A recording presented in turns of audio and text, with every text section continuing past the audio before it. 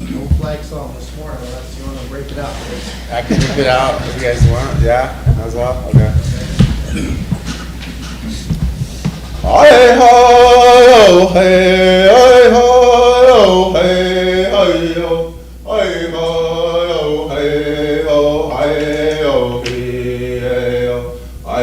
hey ho, hey ho, hey ho, hey ho, hey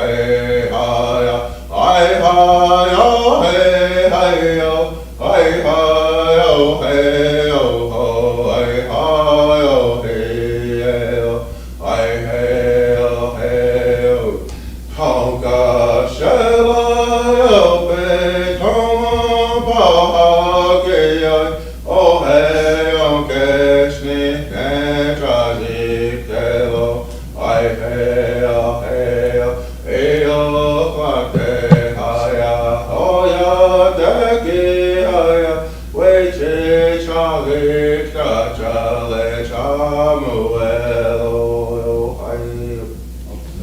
Thanks, Chris. Okay, we have request to be excused. The only one I have down is Fremont. He's going to be late today. He's not going to be here today. It's a request to be excused. Lisa Whitepipe's going to be late. Lila's going to be late. Daryl's going to be late. Charles is going to be late. So, is anybody else that needs to be excused sometime today? Did Wayne just text? Was he gonna be late? Wayne Frederick.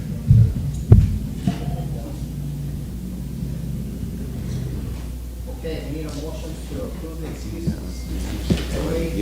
Ray, question by Stan. All in favor?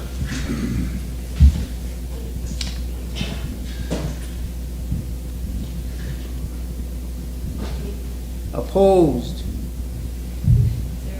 Not voting? Motion carried. Okay, we have the agenda approval. We have the agenda, casino report, gaming report, Redco, Wakanyaja Tokiachi honoring resolutions. We had a few resolutions that need to be brought on as emergency today, so, and I practiced that, so. I know, I heard it say, what, that 1400? Yeah. 14-0. But Thank you. Good morning. If my community president has her report done for the shelters that okay. animal put on, then, yeah, do you want to add that? yeah, she Okay. has it. We'll add that at the end. Today. Okay. Antelope's storm report, right? Yeah. That's all it is.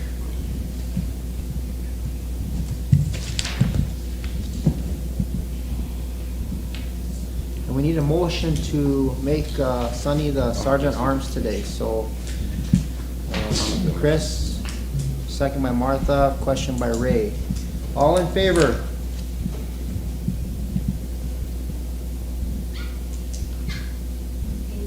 Opposed? Not voting? Motion carried. Okay, we have the casino report. I don't know which one's gonna be first. Yeah, okay. Ray Hart first. First time? Hey, Tonja, Yeah, go ahead. do we need to approve the agenda? Did we Oh, move the yeah, agenda? we need to approve the agenda. I'll Motion to move. approve the agenda. Chair, second by Jordan? Jordan, question by Bill. All in favor?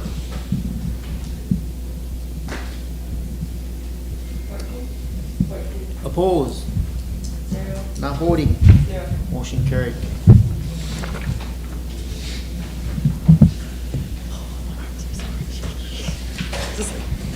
You wanna introduce yourself? A lot of people just kind of forget who comes. Morning, Council Administration. My name is Marcus Potter. I'm currently acting marketing manager, marketing director at the casino. So you guys have my report. If there's anything in there you want to come go over, let me know. would like to draw your attention to page 4. And it'll be slide number 7, the top slide.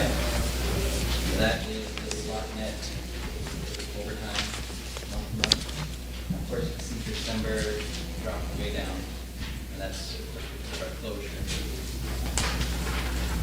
But if you skip over to the next page, page 5, and slide 9, I had forecasted for those days that we were shut down right after we came back from Christmas break and the snow day, making about $130,000, which is on track with what it was kind of conservative, how we would have done a little better this year on New Year's Eve.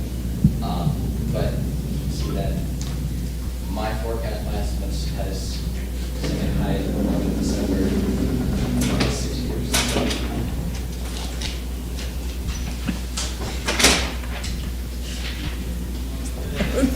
What would you contribute that to?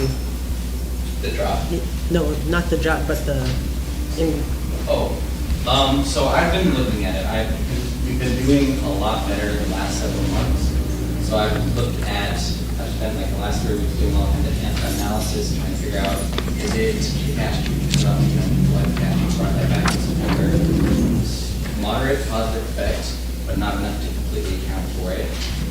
Looked at, started the point exchange system in September as well, and that's been highly received, very well received by players.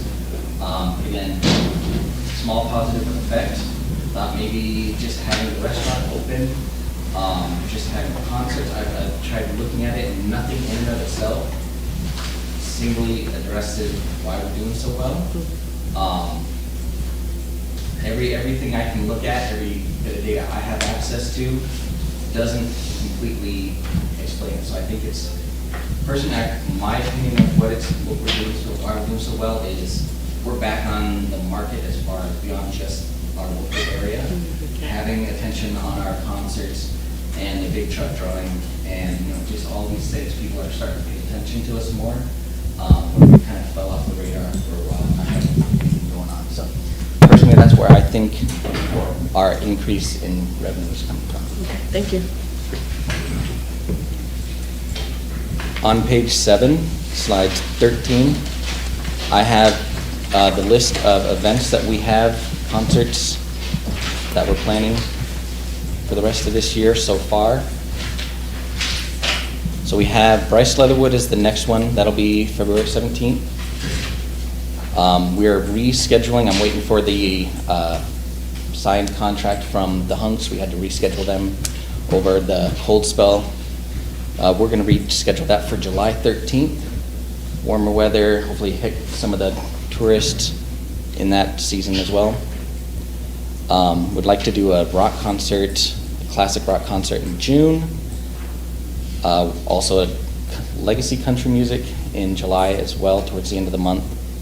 August, we're going to get a big country band for our anniversary week and have a good concert for that weekend. November, we'll try to get a comedian. We tried to get it this year, but didn't exactly work out. And then we had an opportunity that I was made aware of that Oak Ridge Boys, this is their last year for touring. One of their members had to step down because he had medical issues, and they don't want to tour again after this year. So this is going to be their final year, and there's an opening in December for their Christmas special. Right down our target demographic. So we're going to try to get a hold of it, get that concert going for December as well. It'll be one of their last concerts ever, so pretty easy to market that one. Is there any plans to attract during the rally, any kind of marketing to attract the bikers coming through? So we have tried years. We tried everything from checking your helmets in, because across that state line, T-shirts, free play. We just don't get that much attracted. They're pretty much just going right through. We've talked about, again, just trying it again, but again, we usually get around 30 people, and that's about it. So.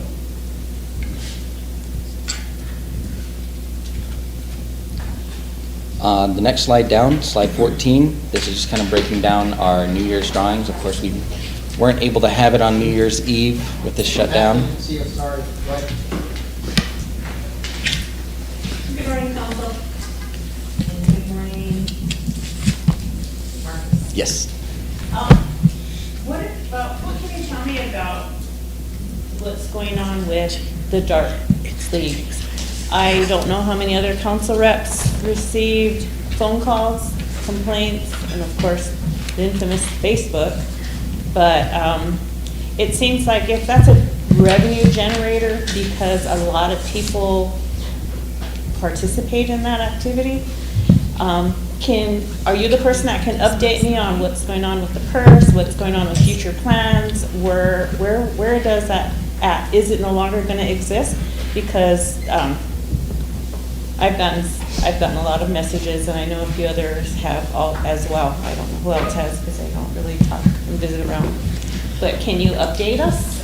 So I don't really have anything to do with darts. That's always kind of been, for a while it was handled by marketing, and then it was handled by other individuals who are more closely involved in darts at the casino. I know the plan right now is to allow them to continue the season. We were having power issues over there, so far I don't actually know why the boards are off. But they've been off, so I assume there was a reason why.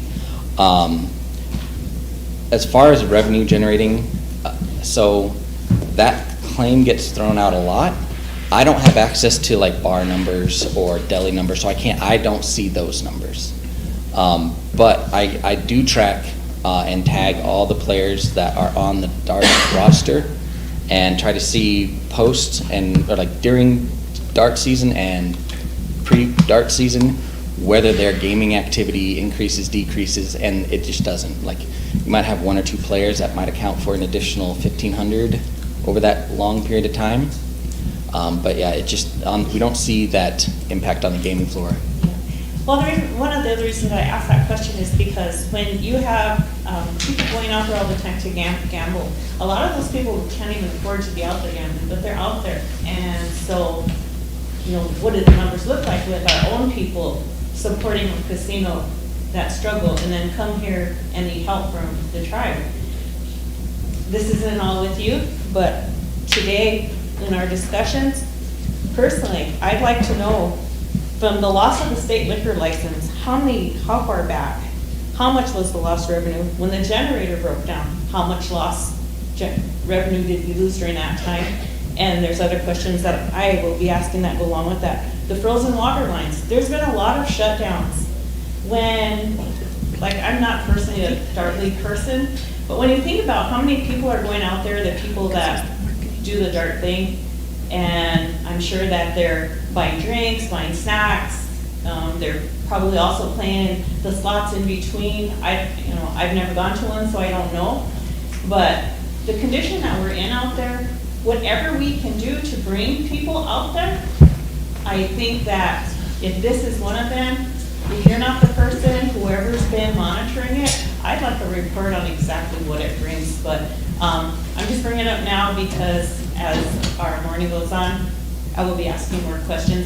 Since you're talking about marketing, from what I see on Facebook and in other areas, it seems like this is something that's all over, not just here on our reservation. Statewide is a dart league thing.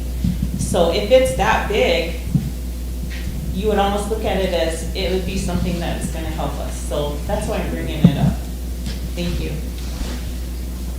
Ben, do you have a question, Yeah, comment? I got a comment on that. I guess for my thoughts on it, I'm an avid dart player also. We have a lot of younger generation coming up to play darts. I mean, it's actually almost like a profession, I suppose you can say so. But for me, looking at marketing, you think that you would probably try to bring in, as much revenue and as much things you can to help bring people back to the casino. So, I mean, generating something in that players club cards, and maybe having some kind of something for the darts. I know we have it for bingo, but I mean, for the dart players, yeah, I would like to at least, it's kind of tough because I am involved in it. So, I mean, it's really hard for me to try to say, yeah, we got to do this, we have to have it in there. So, but you think on a business aspect of this, that should be one of your go-to places, I think. But, for me, again, a lot of people go there, and a lot of people think it's automatically alcohol and all that type of stuff. A lot of reality, there's a lot of young people that do play that don't drink it. I mean, they're really into it, getting pretty serious about this stuff. So, but that's my thinking, is that if this is a business opportunity, you think you would be able to do that. I mean, we shouldn't even have to be sitting here talking about it. It should just be, hey, we should get on this thing and move it. A lot of people come back to say how great other casinos are, as far as other reservations and, other casinos that come back to, help these, either, whether it's darts, whether it's a car giveaway, whether anything, these are things that we should be looking at. So, I guess to get away from our own people, that's what's kind of tough, I think. So, yeah, I have gotten several phone calls too about that, about what's going on with darts out there, because they haven't finished their league yet. And I guess, if you're not into darts, we have the biggest dart league. We got 30 teams, and that's the biggest in the state of South Dakota. 30 teams that come to play darts. And that's like 4 people per team. You're talking about probably a lot of, I think it's like $100. I know Charles is really avid dart player too, and he plays over in winter. So these are things that, we see as coming in, and it's generate revenue. So you got food, snacks, and you got, of course, the games that are going on there, and of course when people play the machines. So these are things, again, we shouldn't overlook. We should just be able to say, hey, I don't care if you don't like the person or not, this is something in business-wise, we should be able to move forward with this. So those are just my comments on that, because I think with dart playing out there, they gotta have some place, I guess. That's better than going to win or going somewhere else to play, I guess. So that's just my thought on it. So, but I would encourage you to probably look at that to make sure that we can move forward on that type of stuff, I guess. Thank you. Thanks, Ben. Marcus, is there any more? Joe? I was just gonna go over the New Year's Eve drawing event, and that was all I had. And we'll have, when Ken gives his report, we'll answer your questions. Happy to say. Go ahead, Marcus. All right, so like I said, we obviously couldn't have it on New Year's Eve, so there was a bit of a hit there, because we had to have it on January 6th.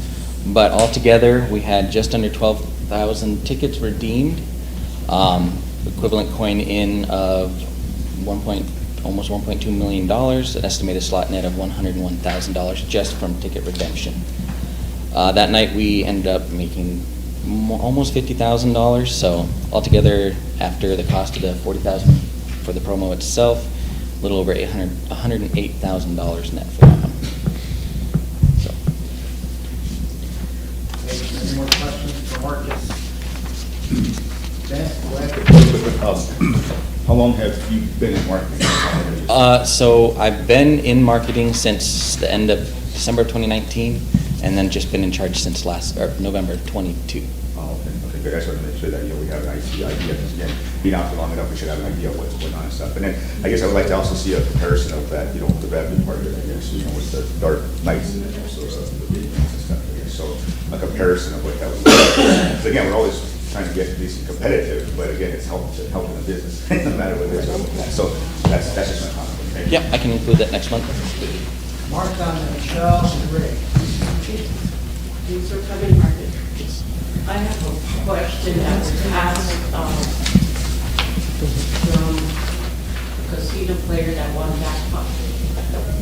Apparently, what does standby mean in the machine-wise or in casino terms? What does standby mean?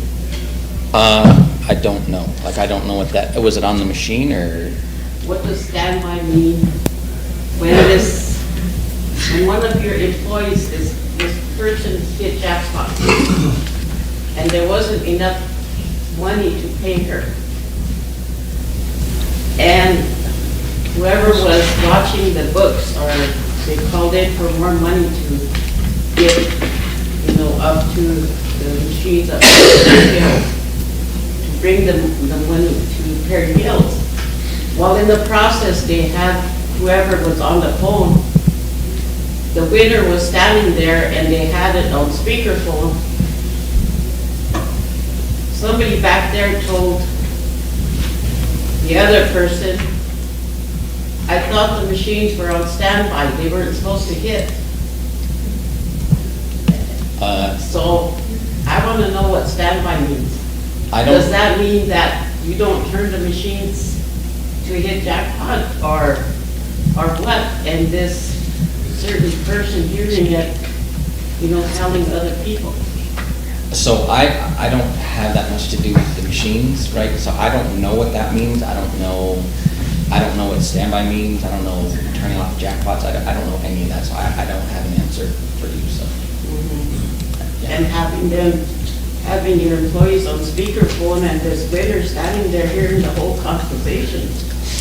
You know, if that kind of calls are gonna be made, you know, they should have had it ear to ear instead of having it open, so this winner, you know, is telling other people now, don't play those certain machines on these certain days because they're on standby.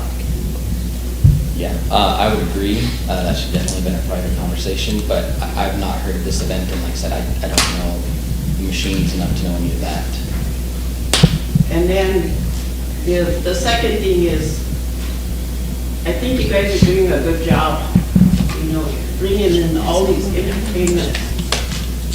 And sometimes, you know, some time ago I used to play darts, but I don't anymore.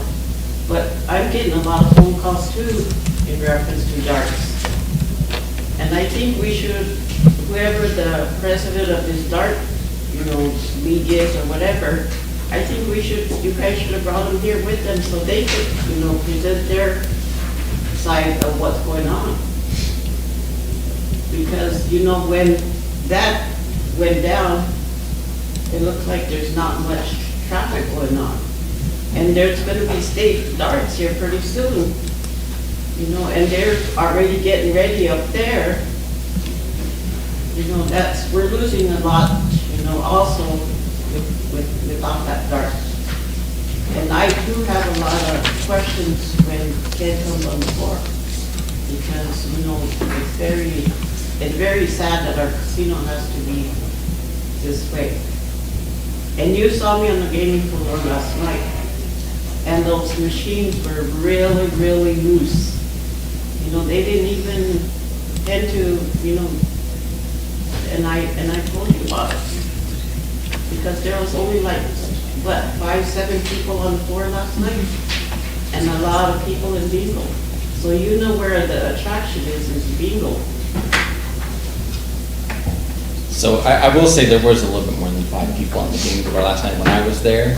And I do know that we have picked up bingo. It's been picking up a lot recently. James is pretty happy about that. I think on Monday they had 77 players is what he told me. I didn't get a count from last night, but we have been seeing a resurgence of the interest in bingo, so that's good for us. All right, thank you, Marcus. Have Michelle, doing great. Good evening, Marcus. Thank you for coming.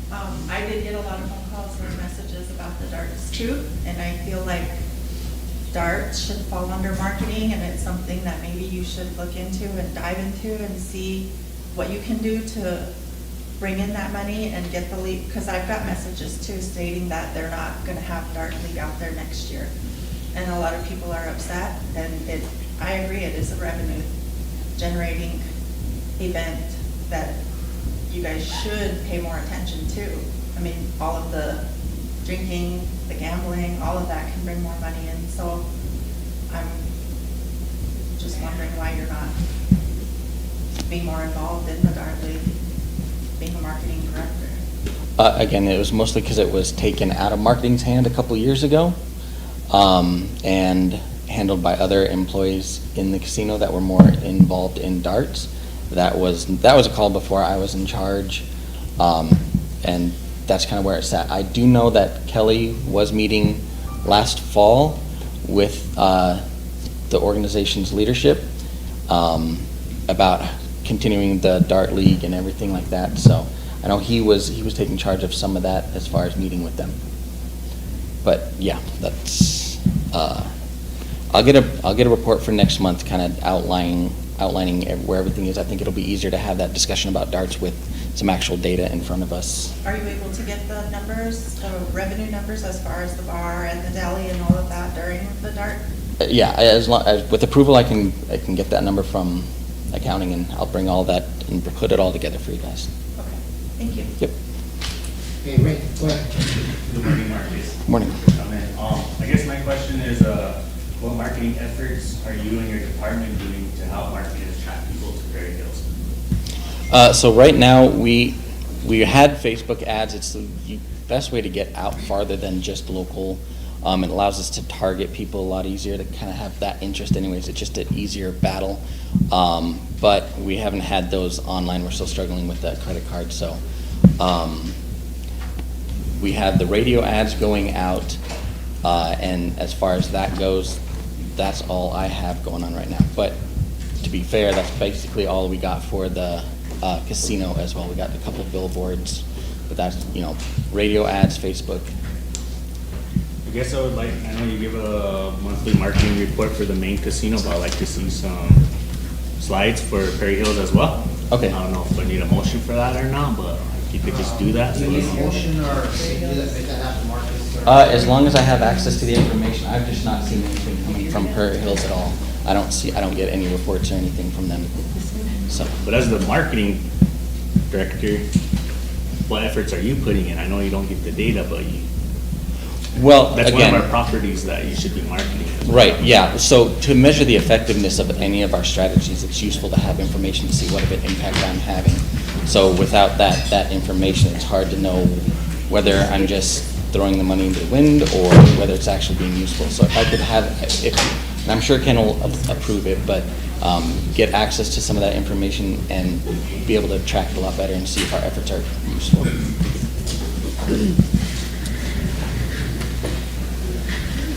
Any more questions for Marcus? Thank you, Marcus. Yep.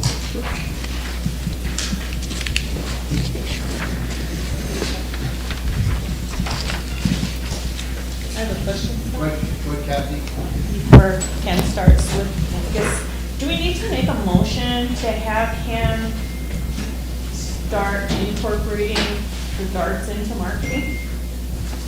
I think that's kind of board of directors, management type of thing. I don't know what you think about that. I know that you guys were working with that dark league president, whoever's in charge of that. Part of marketing, a couple of years like marketing. I asked that question because he said that it was there in marketing and then it was taken out. And it kind of sounds like it's just floating around, so that's why I'm asking the question. If they need a directive to get this, to work on it, or if they're gonna just do it on their own, or if it's gonna come back up again. Can you make that happen? Okay. Okay, since that seems to be the major topic right now on darts, I'll update you a little bit on the situation. I did have a meeting with the person that's in charge of darts last night. I think the request is they needed to finish out their league in order to have the majority of their points before the state tournament. So in my meeting with him, I assured him that they could continue for the next couple of weeks to finish up their league to get whatever information that they need to go into the state tournament. So that was one point of the discussion. Secondly, we don't have a contract with the Dart League. The only contract that is in existence with darts is for the machines. And I don't, it's always intriguing to me that instead of somebody calling me to ask about some situation that's going on at the casino, majority of the time it shows up in social media. And a lot of times what shows up in social media is not the correct information. Getting back to my meeting with Mr. Starboy last night on darts for next year, I had told him that when this season is finished, that he needs to come and we will sit down and discuss where darts will be going. And we discussed the different things of different activities that might promote activities in the continuing dart league.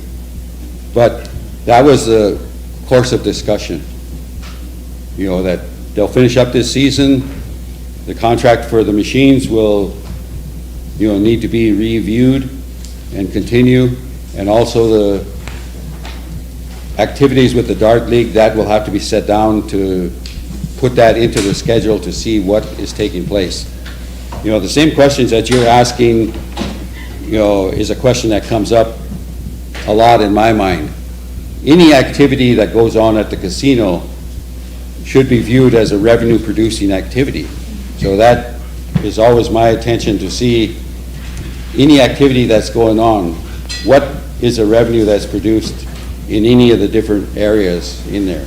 So that's something that I've had some discussion with marketing and different people, the different departments, to see if those things do have a increase in, what our bottom line revenue is.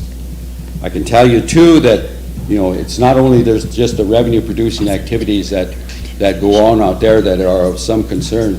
It's also looking at the behavior of the people. We have had a number of different tournaments sponsored out there. Some of them have turned out to be very good and very exceptional in terms of raising money and, the conduct of the tournaments. That's not always true, because we've also had some very difficult situations where some of the players, maybe some of the individuals that have been attending darts, have become intoxicated and created different problems. So it's not only looking at those, but looking at also what takes place.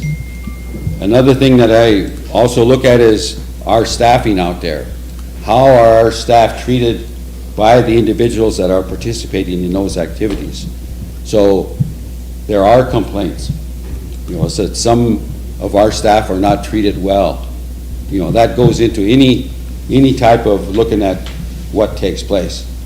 So if there is going to be a continuation of darts, I need to take a look at exactly what revenue does it produce, and is it going to be beneficial? And darts go on in a lot of different places. They go on in the different other venues, the bars, other activities that take place in those areas. So it's always interesting. There's always darts going on. It's like bingo. At one time, every community had bingo, and there was pretty much a circuit of where people go. So in darts, there is the same activity taking place. It is something that's very popular to a certain segment of the population. But like with any activity, you take a look at that and see, how beneficial is it to the casino. Right now, we have the largest facility that is available in order to do that. But like with any facility, you take a look at the cost. What does it cost us to maintain and do those things? And also taking a look at, is the revenue that is produced in those areas capable of supporting what our costs are for operating those? The only revenue that we get from darts is what percentage that comes off of those machines. The dart program operation does not provide any rental income to the casino.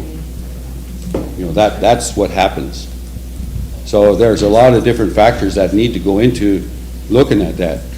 When we have a program that comes in and wants to have some activity at the casino, there is a charge for them to take place in that. So you can see that it has been beneficial to the dart operation, that they haven't had to pay what it would be their full cost for their activities. But it is something that when this dart league ends for this session, looking at what needs to be solidified in terms of a contract for those activities, that will take place. Same as what is the percentage of revenue that is produced from those machines, and the machines are owned by TNT. They're not owned by us. And if there's any payouts, and the term comes out, payouts that the casino pays out, we do not pay out any money. If there is any money that's being paid out, it is paid out by TNT, not us. If it was our activity and that we were participating in it, then there might be some consideration of our payout. Since we're not involved in that phase of the activity, we are not involved in any payouts. Can we have people that want to ask a question? Thank you for coming today, Ken. So, just to piggyback off of what you just said, I was just gonna make a comment about, maybe whenever you have the meeting, about the future of the league, establishing a contract and then having the players maybe sign a liability waiver and stuff, so you have, that kind of broke down, because you said that we don't have any of those contracts done within the dart league and the casino, so I feel like, that should happen as well, just to protect the casino from things like this. Yes, thank you. Wayne, go ahead. Thanks, Ken. You know, whether it's darts or it seems like a live poker, from multiple GMs, we always get told that it's almost like those events are just social gatherings, but they're still bringing in a lot of people.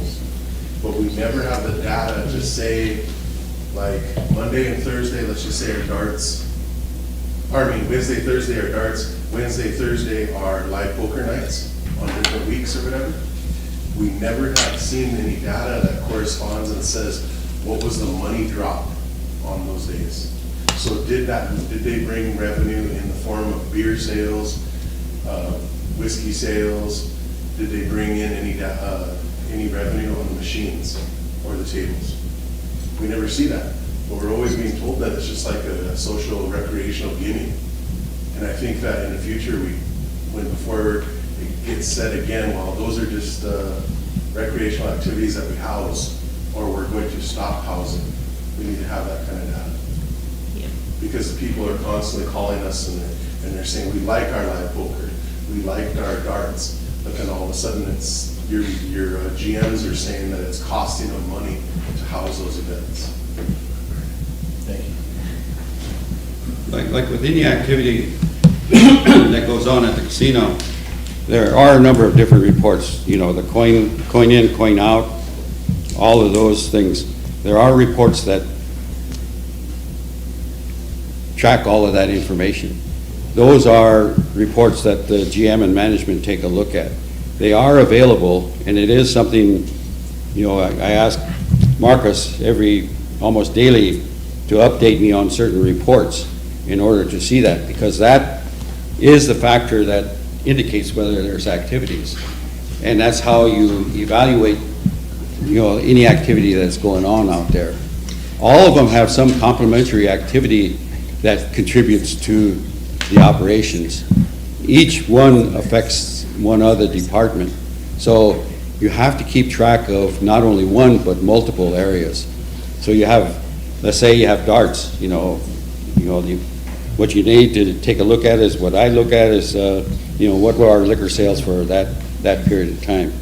And what are the food sales at that period of time? So all of those things fit into those areas. And then it gets something to analyze, because a lot of times that we may have darts going on, but then we have poker and table games going on at the same time. So if there is an increase in any of those areas, it has to be looked at as what is contributing to the increase in coin in or coin out, and what is, the amount of jackpots that are being played. And we keep track of, every hour, how many people are on the gaming floor. In the same way, it also, that information that comes up in the shift reports is what is the attendance that's in darts, what is the attendance that's going on at bingo, what is the attendance that is going on any other activity. So all of that information goes into the analysis of saying, are we having a good night or a bad night, or how are we doing? So there's a lot of multiple factors that fit into those areas. So there is some analysis that's going on all the time. In the same way, our system is set up that each of the individual machines are being tracked so that we know, what activities are going on in any of those areas. And we don't, you look at which machine is being paid, which has a payout, but you also look at, what is going on in there. Was that machine very active for the whole week? Was it just for the day? Like with any gaming activity, everybody has certain machines that they enjoy playing. So, it's always, and then every day of the week has different activities. There are some people that don't that like to come out on Mondays. There's some that Tuesday. Some like to come out Wednesdays. We have, the senior nights there, so we see a lot of the, the elderly that come out during that period of time. It's also a period of time where we have a lot of veterans that come in to play at that time. So there's different promotions that are associated with any different activity that's going on. So there's a whole multitude of information that takes place. And like with anything, we try to plan ahead, look at in the past what has happened. Not only what has happened in the past year, but what has taken place over the last 5 years. What are the trends that are developing in those areas? And if it's possible, can we get the information from other casinos to see how that's taking place? So we have some progressives machines that not only are we participating in, but some of the other casinos are participating in. So there's different cross promotions that are going on in multiple different areas. So there is a lot of activity that needs to be evaluated and developed. Some of that is ongoing now, and some of it used to take place in the past, but was discontinued. But now the efforts is to try to revitalize those things and produce some more revenue, because it is a business, and making money is that main goal of that activity. Yeah, Ben and Michelle. Thank you, Mr. Chairman. This is Ken. Again, too, these are things that, we as a government body would like to see as our businesses thrive and be beneficial not only for the business but also for our tribe. So to see that the bigger picture, that's what we're going to do. So to bring in some kind of revenue, I guess, throughout the week, or, project something, just like we're projecting the parking department, all these concert revenue comes, we're projecting that stuff. So right now, I believe, getting back to the darts again too, this is something that's going to been there before, and like you said, it's been there, and we looked at the reports of how, what was working, what wasn't working. Right now, I see kind of a disconnect, trying to push it away rather than to bring it in. And these are our people, these are our tribal members here. There's 30 teams that come to play darts here, so you think you want to try to work with them and maybe look at some of the other casinos to find out how they are generating revenue somehow, some way. A lot of them come with families, so they probably want to play the machines, or just like overnight or table games. So they're going to come and sit in the alley or something like that. But in this case here, they're there. We're bringing people back to the casino. I mean, and it's pretty hard. I mean, I do understand there's a lot of conflicts that go on out there and stuff, but that's just what that brings. Just like a bar, it'll bring a lot of conflicts. So it depends on how you can deal with it. And that casino has been open long enough that we should know how this is going to work, no matter what, as we move forward. So being in that business of gaming and also a business, we should be able to see how we are doing, no matter what. There should be somebody there constantly finding out these numbers of whether it's working, if it isn't working, if you change something up, things to that effect. That's what I see when I look at a casino. And I get tired of people coming back from other casinos that say, geez, they got it together, they got it going on and stuff. Why don't our casino do that, And to me, I'm thinking, well, maybe they have, or maybe they haven't looked at it, but, just trying to project the defense of the casino to say, well, we're still moving, but we've been in this game long enough. We've been in the casino game long enough, so we should be able to move forward and be able to jump on some of the opportunities like darts. And again, to promote that as much as you can, as far as like 30 teams, the biggest in the state. So a lot of other towns would like to have a lot more teams go to these places to play. But if we have them here, we should be bringing them here rather than pushing them away. No, you guys can't be here anymore. Again, too, if you don't like the person, it's really not that. Your job is to bring in people, to bring in the revenue, not to just say, well, I don't like this, I'm not going to deal with it anymore. I don't like to see that as much, I guess. But I guess the other thing too is these reports. How accurate are these reports? So that's one of the things I would like to see too. Is the reports that have been going on, no matter what the reports are, how accurate are they? Because again, people see them, they hear out there when they're out there. They're going to be publicly known. And then the reports from start to finish, and then how, and also the conclusion and the numbers of these reports. How accurate, and when you guys bring them up, because we don't see them, we just bring what you guys see right now, but there should have been something projected from the year past to now. I know we did that through the months and stuff, but with anything that's going on out to the casino, we should be able to say, well, this is a report, this is a little snapshot of what's going on out there. So those are my thoughts on it. Plus, I think Perry Hills, I think that's something that we look at too, because I think that should be something there, no matter what, you want to see more stuff there. So, but those are just my comments, I guess, as far as what we would like to see, I would like to see it raised out there. There's more people out there. I guess I don't like to bring this up as much because my family likes to gamble out there too, and my relatives and stuff. So, they say they gotta make a bingo. They said you gotta get 25 people out there. Oh, are you coming? No, so I got 8 other brothers and sisters. They, I'm going to make up. If you don't get 25, then they're closing it up. So that's my take on it. Like, wow, I'm gonna have to chime in on my little thing and say I'm gonna go out there too, so I can make 25 people. Yeah, I'm not a gambler as much, but again, too, they're more out there. And of course, my mom's one of the biggest ones that go out there. So, but that was the reason why I say that. It's really, I guess, detrimental that we look at the revenue regardless of where it's coming in at. So, but those are my comments. Thank you very much. Thank you, Patrick. Now we have Michelle. And thank you for coming. You mentioned something about a contract. Has there ever been a contract? Not that I'm aware of. So they've been playing for how many years out there? They've been playing, I think, it's been a limited time, it hasn't been an extended period. So Because why they are were now playing at Prairie Hills when there was a shoot. That's where the dark league was operating. When that closed, then they moved to Sioux. So why now are you asking for a contract when there never has really been? I was not aware that there was not a contract except when I started looking for what was in the, was there an agreement in place? Because I was told that there was a contract, but there was a contract for the machines, not for the league itself. And we had a number of different employees that, I guess, took the lead in a lot of the activities that were going on. But since I come out there, the question has been a lot of, with any activity, the guiding area is what's in the contract. What is protecting the facility and what is protecting the individuals that are playing. Was there a verbal contract? I'm not aware, I wasn't involved when they first moved out. And then there's been a change in, Mr. Starboy has recently been, taking the lead as far as the dart league. Prior to that time, there was another. And you also mentioned that something about incidents that take place when people gather and drinking. How many incidents have taken place since the dart league started? I'm aware during the last 6 months, at least 3 or 4 incidents.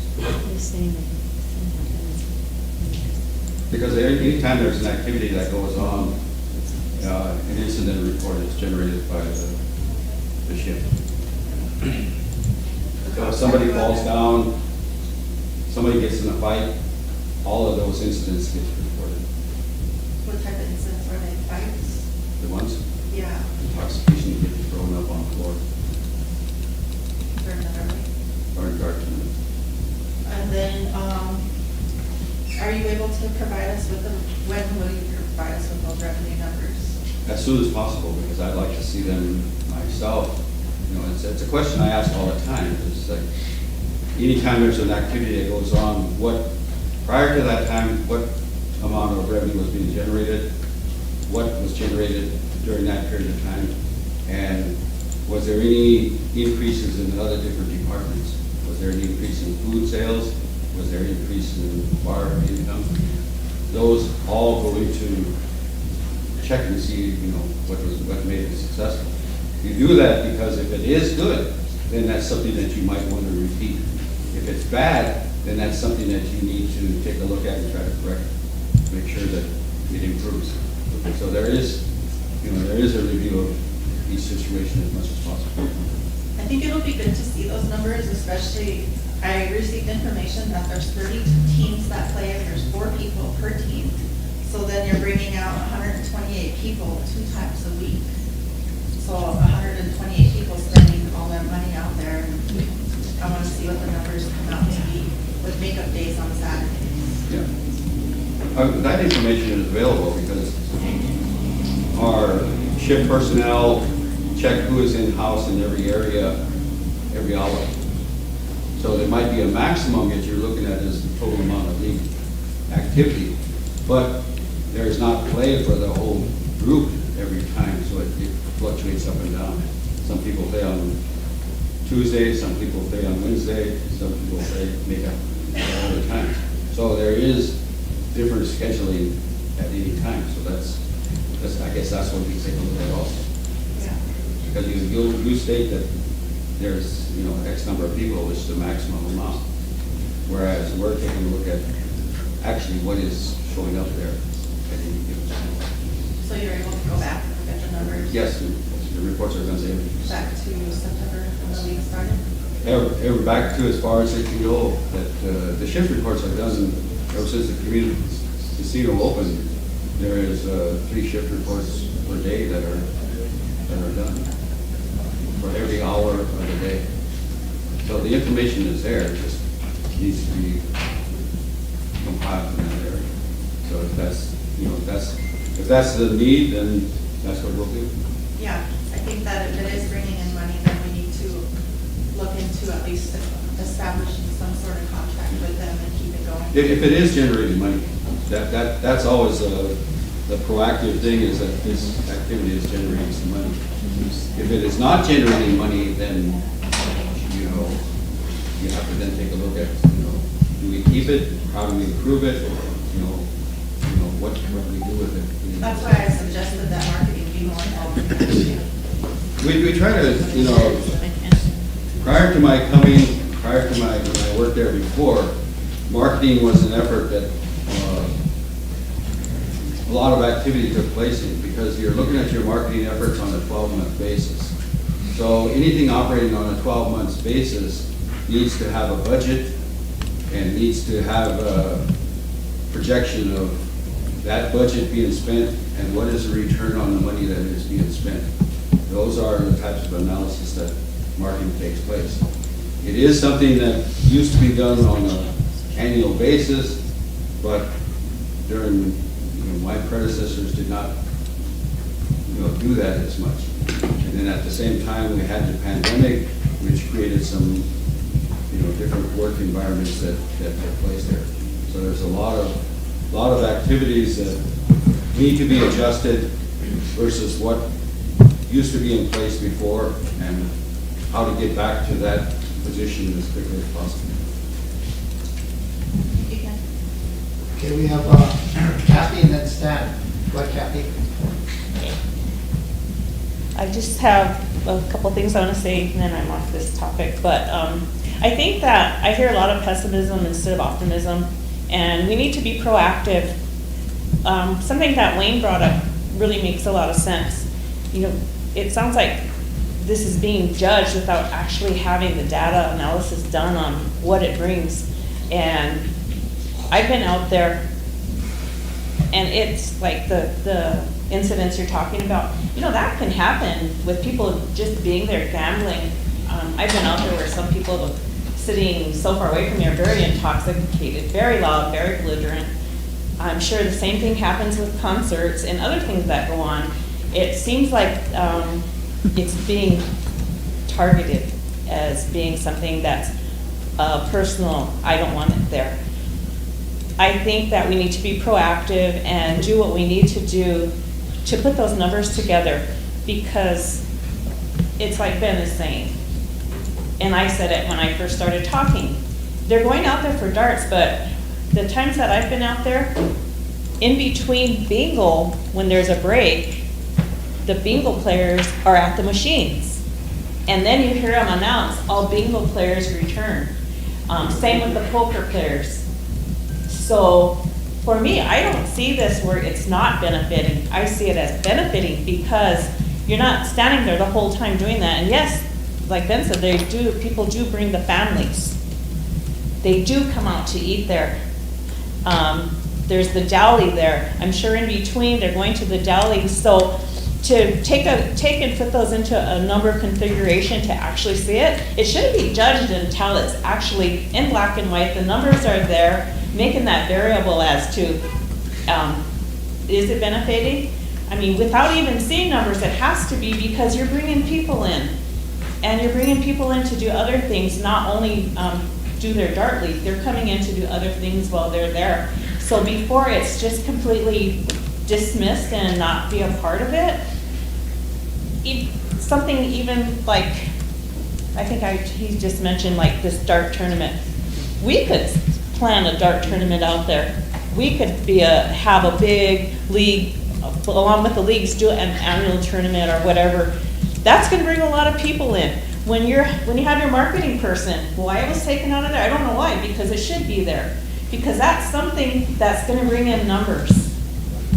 And it shouldn't be dismissed just because of whatever reason, 2 or 3 incidents. That really is unacceptable and irrelevant to why you wouldn't want it there. You have other things going on there that have the same incidents that happen, things that happen in the parking lot, things that happen over at the hotel. We can't just all of a sudden say, okay, we're gonna dismiss this without actually realizing that in its own way, shape, and form, it is beneficial. And it should go back to marketing, and it should be advertised to do more with it. Like I said, I'm not a dart league person. I don't play darts. I'm not a part of it. But just that common sense looking at it, what's gonna bring our people back? I'm sure a lot of people hear these complaints about our casino's not doing this and our casino's not doing that, and I'd rather drive all the way over to Martin or someplace else because the Rosebud Casino is not even doing what it used to do. I don't know what it's called, but when you get these points, I've heard people complain that they build their points up and all of a sudden they wipe them out and you gotta start all over after you've spent this much money establishing those points. I mean, there's these little complaints that come, and it's not all media. This is people directly, because we sit here contacting us and saying, have you ever looked at this? Have you ever looked at that? And that's why I'm bringing it up, because that's why we're here.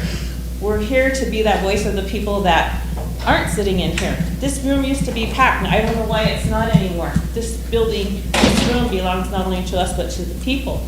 And if they want to come here and tell us what they think, they should be allowed in here. So that's all I have to say about it, but I hope the next time you come back, the questions that these 3 asked about with numbers and figures, that does come back with you. And if it's never really been looked at, it should be checked off and saying, it's not working, we're not gonna do this. Let's be proactive. If it's gonna help us even a little bit, because we don't look good right now. Whatever efforts we can make to improve out there and bring money back in, then let's get it done.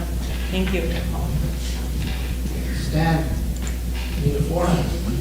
Question I have was in regards to incidents. If a person gets 86 out of there for whatever reason, how long does he have to stay away from there? Just some kind of reconciliation? Because I know of some people that want to go back after 86. Is there some kind of procedure there? There is a committee that reviews all of the information, and for different infractions that occur out there, there is a time period that, they have to be on that list, and that changes. And there are some people who are on the list who have requested to have it reviewed, and, those things are addressed. But they are taken care of by a committee and trying to follow the process that's associated with that. Because some people are, on the list for 30 days, some 60, some for life.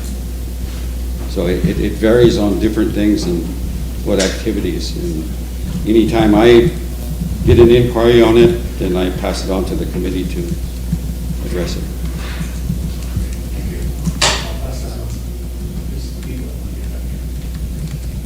Michelle, you have any question? No, Stephen Starboy's here, and he would like the floor to address some of the part. So you're getting on the floor? Okay. Steve, you got are you the president of the Dart League or? Rep. You're one of the reps? You must say that. Okay, yeah, okay. I was voted as a rep, and I'm in the Dart League Council, I guess. I was voted as a president.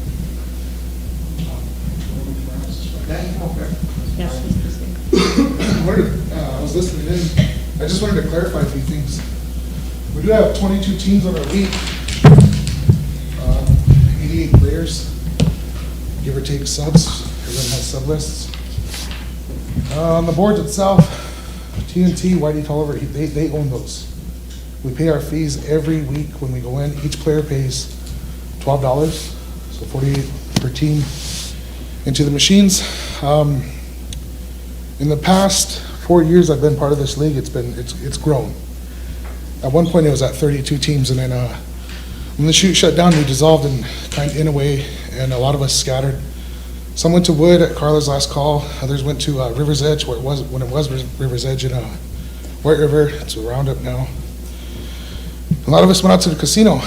A couple of casino employees helped set that up, which was great for us because they had the space. And I know in the past, a couple GMs were trying to up our rates to pay for us renting the hall, and we didn't agree with it because we figured there was enough money made from the deli and alcohol sales and whatever was made on the floor, and then Field Plaza and everything else. So we argued it and kind of got our way there a little bit. And then we did talk about raising our rates a little bit to pay for, it'll pay for itself at the end of the season. There's been a few things that we've been running into that the league used to be treated as, it's a moneymaker, and then accommodations were made, and so what we did was we tried to not be, I guess, the worst group in the building. And in the past few years, even this past season, we were trying to have accountability for incidents that happened. And not only with the establishment we're in, but with the league itself. And we've talked about this with all the captains, and we all agreed that disciplinary action will take place even beyond whatever establishment we're in. If you get 86 from a place, depending on the severity of it, we'll kind of correct our own too, and they'll get in trouble with the league. We've had just a lot of issues this season trying to find a place where we can play and not have any issues or any problems, or pay more, or deal with this, deal with that.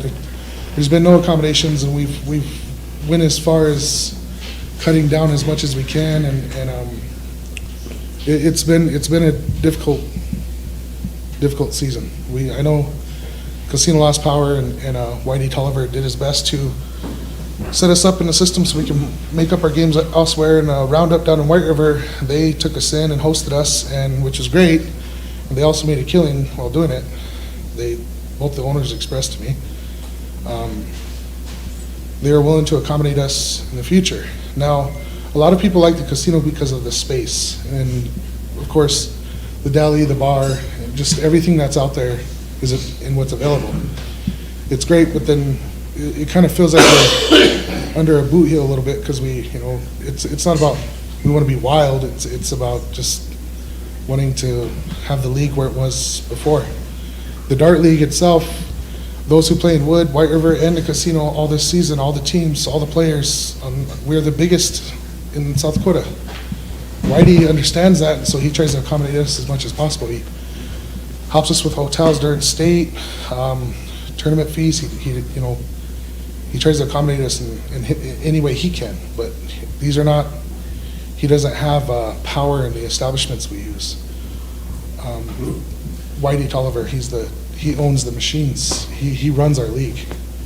He's the CEO or owner, I think, of TNT Management, and I'm fairly green when it comes to a lot of this stuff. There's been veteran players who I've been learning from throughout the season, and they're giving me insight on how to address certain issues, and give me ideas on what we can do next to try and figure out our next move and where we're going to go. And we have a few resources that we can follow up with. I did have a meeting with Ken. The league itself is pretty upset about the whole payout thing.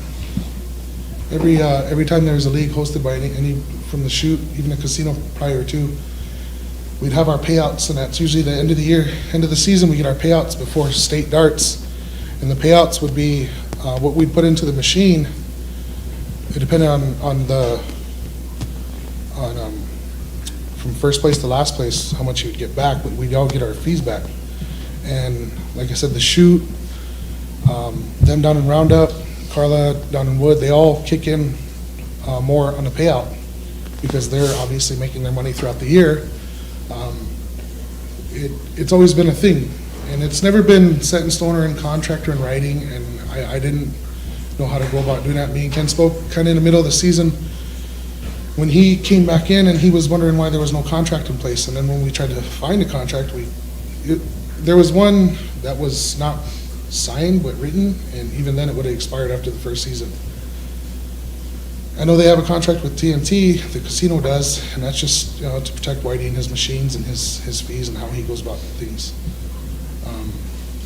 The payouts was the biggest issue, and missing out on having to pack all of ourselves in White River's bar. It's not big enough to host 30 teams. That was difficult. Some people are playing on Tuesdays, Sundays. These are days that we don't usually play, because the league itself has anybody who is on a team, they plan for this every week. Our schedule's set. It's hard to get 8 busy people together to play one night, especially around here. And so that's why as far as having a place to go, basically call home, has been the casino for the past few years. And there's been talk, and it's always talk, about playing a big role at the casino during COVID, having the league, even during the summer, with Summer League too. We had a double Summer League going on too, and during COVID, it helped the casino a lot. Steve, Yeah. so that wants to ask a question. Go ahead, Sharon. Thank you. I want to say, well, thank you for your time. Thank you for coming. Thank you, Ken. I feel like the council has pretty much spoken. We support the Dart League. We support the Dart players. I think that we really need to take a big look at the casino. I sit here quiet, and I've been sitting here quiet. I don't know if you guys noticed, every time the casino comes in, it just gets old. We hear the same things, we have the same problems, it needs to change, we need some continuity out there. We're waiting for numbers and data, we're waiting to see all these things. We're jumping the gun, trying to make decisions before we're seeing data, or trying to make decisions without seeing data. I feel like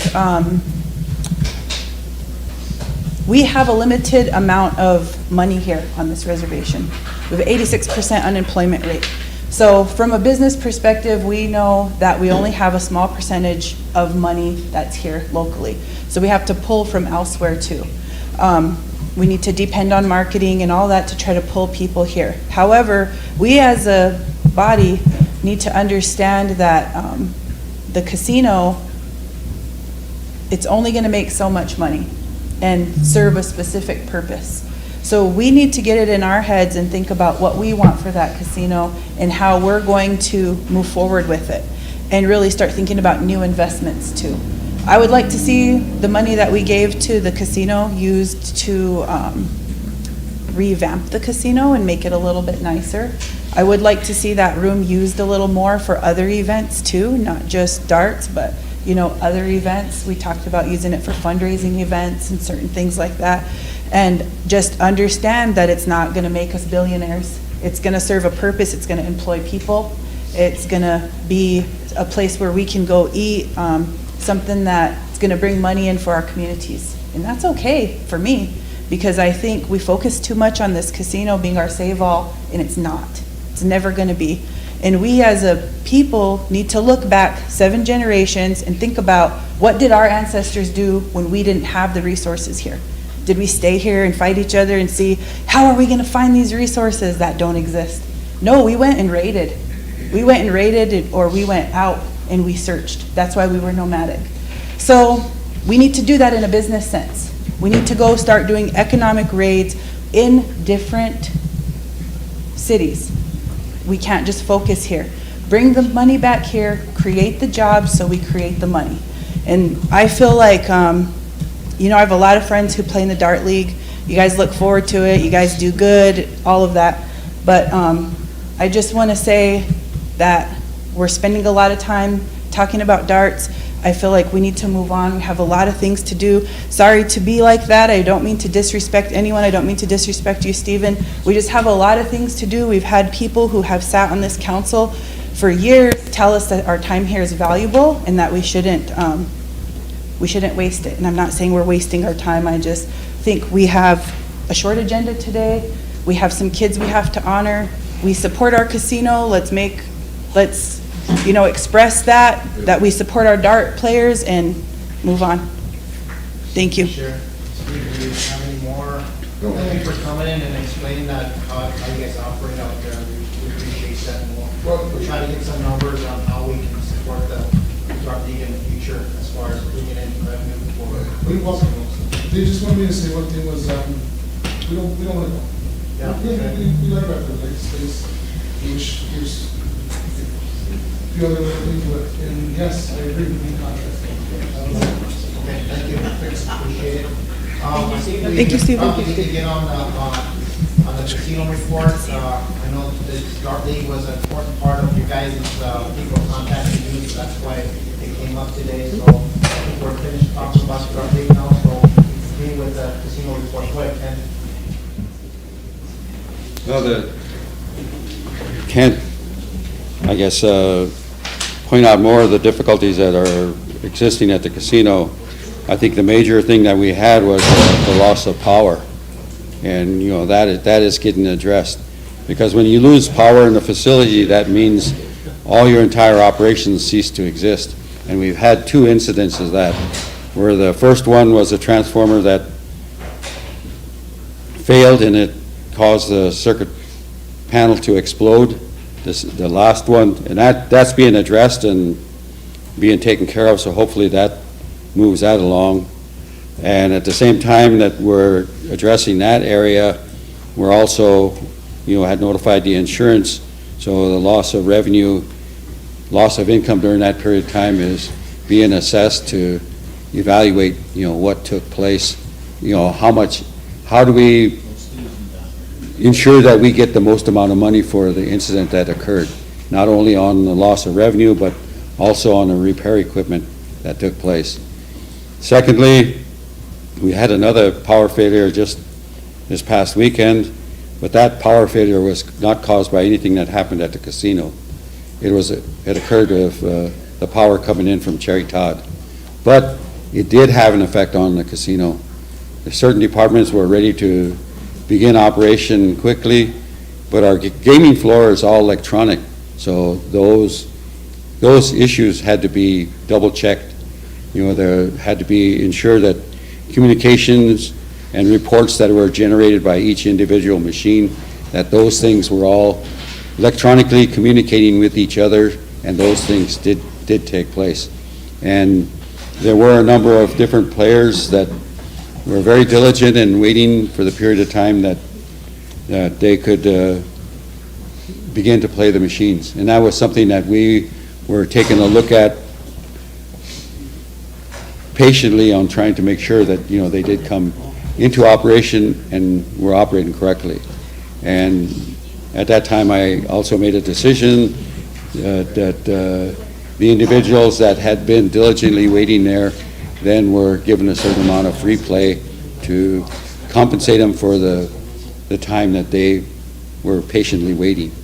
So I haven't heard, you know, as soon as that the incident occurred, you know, I received texts on what was going on, you know, so those things, you know, similar to the information and text that you receive is something that I receive all the time too.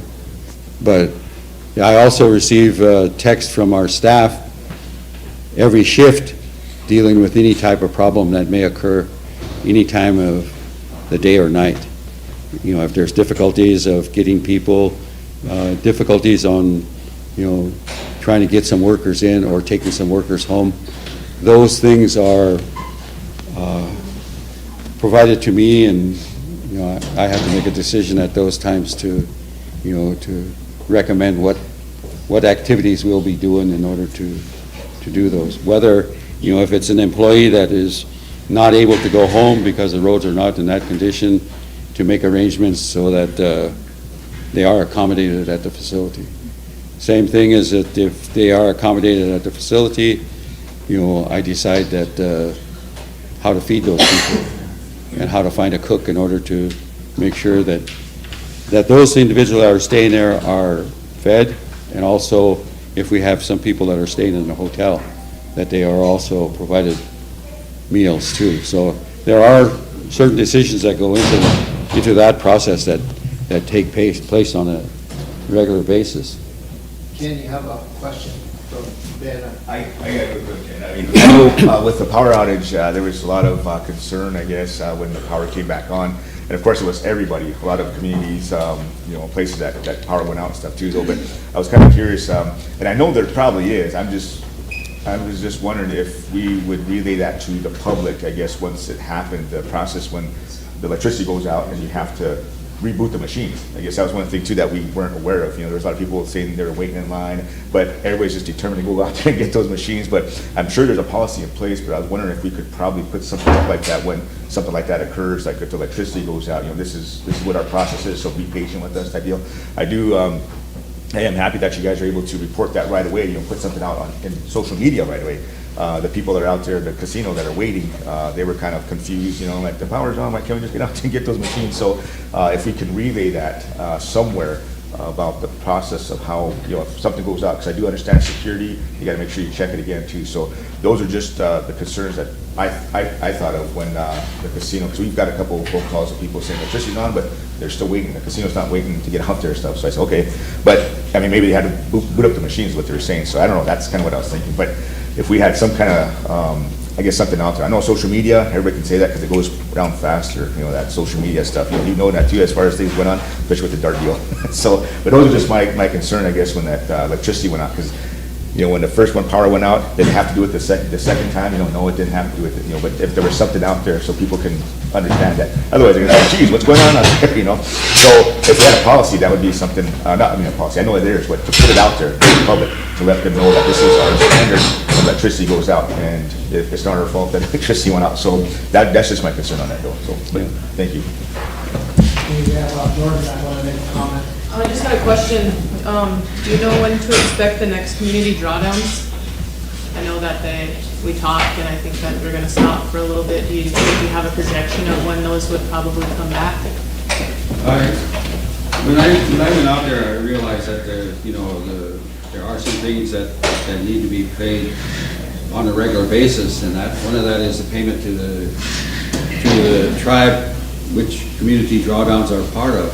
There's also a number of different programs that participate in that. So out of every activity, I've tried my best to try to make sure those payments get paid on a regular basis. I think at the current time, we are probably about a month behind, but I anticipate that we'll be making that payment, because that's what I've tried to ensure that takes place. In the same way, when I started, the gaming fees were also behind. I think they were 3 months behind in paying the fees to the gaming commission, and I think we pay them probably in a range of $35,000 to $40,000 a month, to have our operation take place. So those are the two fees that I try to make sure that they get paid on a regular basis. And, I am aware that the community is, and the programs are very essential, so trying to make sure that those things do occur is something that I'm aware of every day. Same as with any amount of money, because I try to take a look at, what our bank balance is at least every day, to know where we stand at any of those situations. Because if we do go into an overdraft situation in any account, the bank calls me immediately. And then in turn, I inform the staff in those areas that, that those things need to be corrected. Sometimes there's just adjustments that have to be made in those areas. Because we don't have just one bank account. We have multiple bank accounts for different departments, and we also we have a line of credit. And I don't like it that we have a line of credit that's maxed out. It was maxed out before I got there, so it doesn't afford me the opportunity to utilize it in taking care of some of the daily operations. So that's something that I'm coming to in terms of what I'll share with you, that will give a light of how the casino stands financially. And Jordan has another comment, question. I think it would be more towards Mr. Cordier. So I guess how long has the fee been in place? How long has the casino paid gaming that 35,000? 33,000, and it was very recent, in the past few years from what I know, and it's been a fee since the casino opened. It probably hasn't been that high since it opened, but it's just for, to, you know, basically it pays our staff. And is it negotiable? I guess I'm just asking because I know you guys pay your own bills, or is that underneath the casino's billing? So they pay their own? Can we take it for you? Are you talking like phone bill, internet bill? Well, he just answered that, but I was just kind of mainly wondering if it's like negotiable to what the past, what the past rate was to being,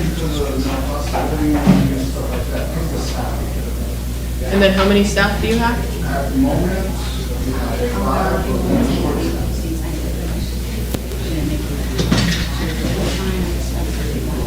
Hey, you guys want to continue with the casino report, or do you want to do the honoring and then continue? Let's do the honoring. We should do the honoring and continue.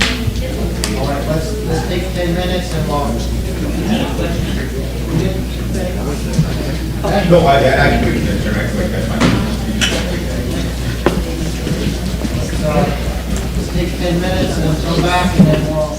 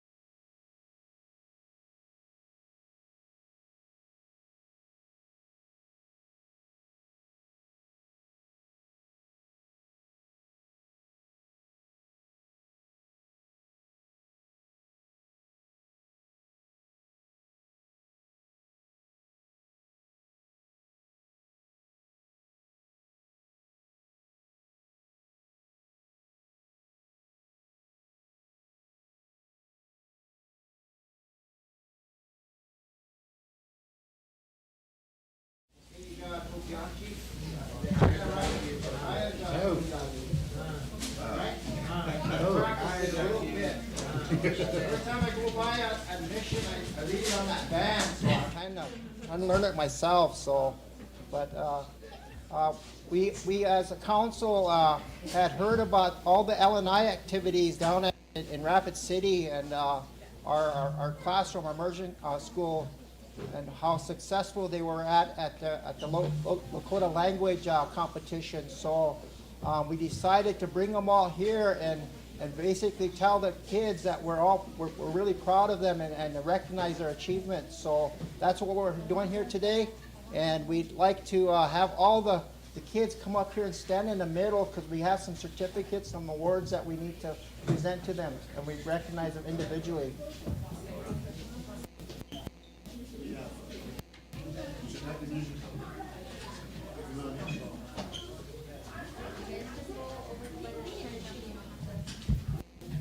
And if we could have Shiley and maybe Foster stand up here. Foster, do you want to help out too?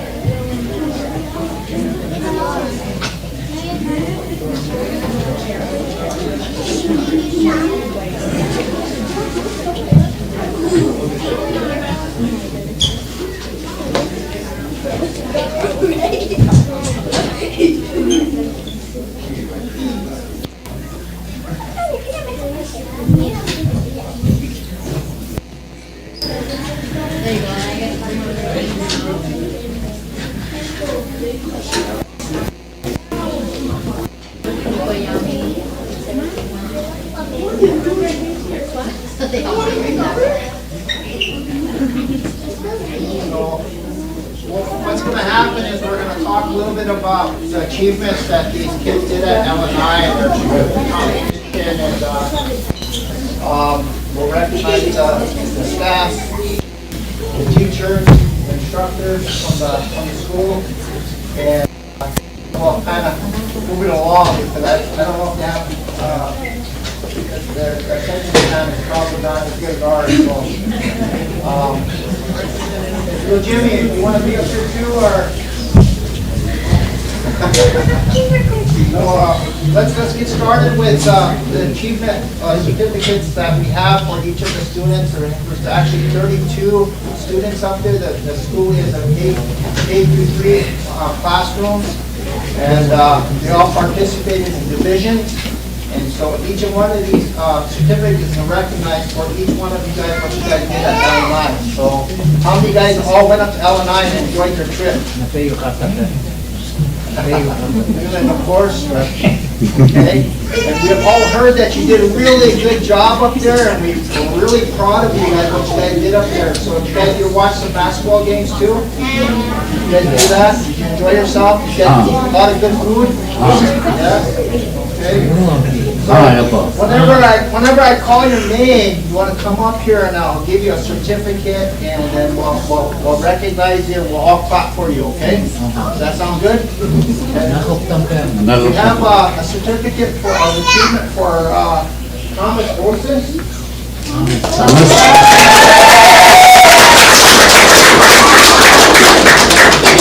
Thomas placed third place in the K2 division. So this basically says that the Rosebud Sioux tribe is very proud of you, what you did at L&I, okay? And you took third place, and you're on a good track of learning the Lakota language. I hear that you're going to become a fluent speaker very soon. So thank you. Thank you for doing what you're doing.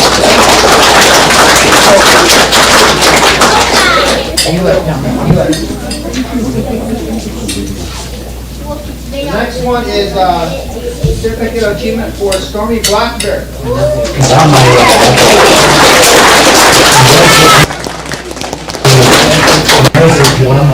Stormy Black Bear placed second place in the K2 division. So she is very good at what she does. So thank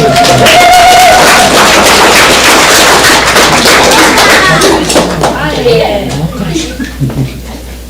Malia Liliana Iron Oak.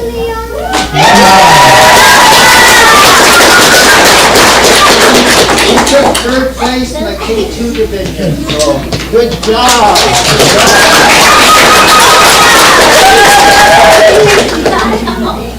Tatemi used arrow.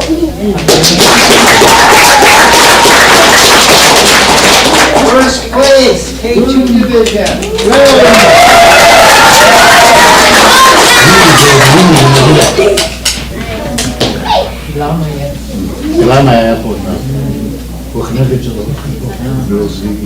Ibi Amara.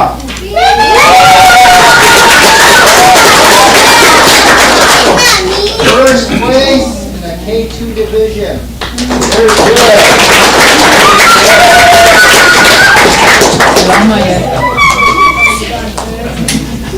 Scarlet Whirlwind Soldier.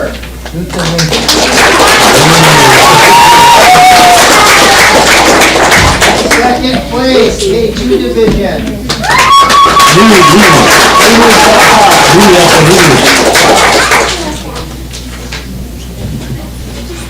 Ryan uses arrow.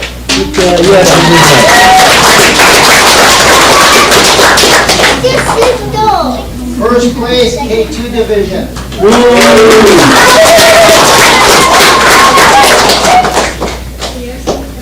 Marissa Fernandez.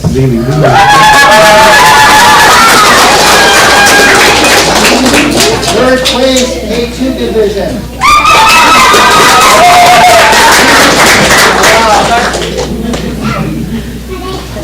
Devon Rep.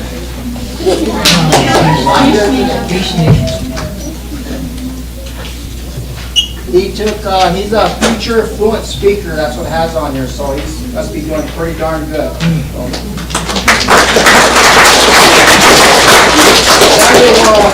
Cool Little Bird. Not here. Another future fluent speaker.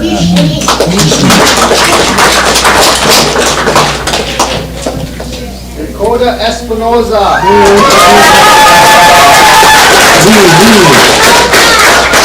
Future fluent speaker.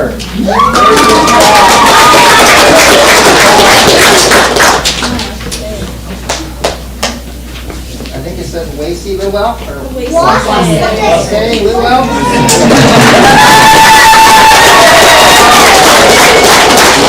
Second place, K2 division.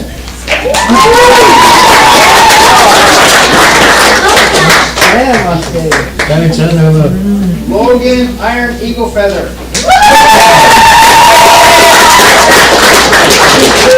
Fluent speaker.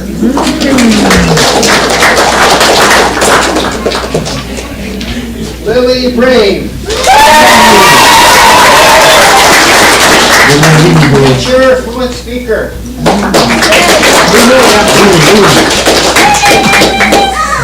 Lakota DeVille. First place, K2 division.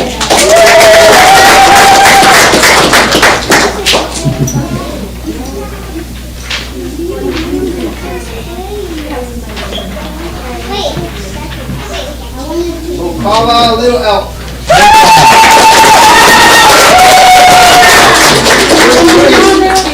3 to 5 division.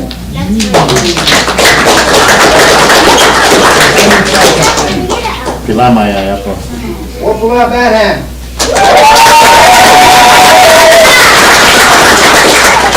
First place, 3 to 5 division.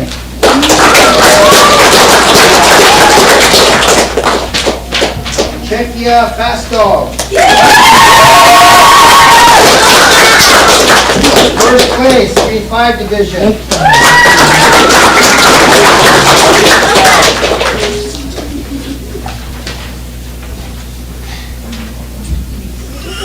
Reese DeBray. First place, 3 to 5 division. Good job. Pepper Traversy. First place, 3 to 5 division.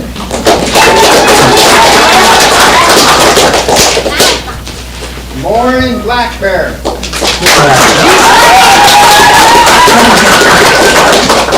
Third place, B5 division.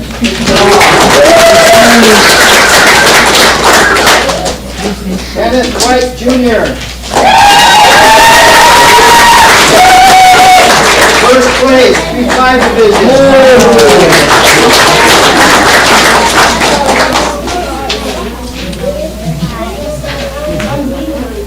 Jacardia Olsen. Third place, B5 division.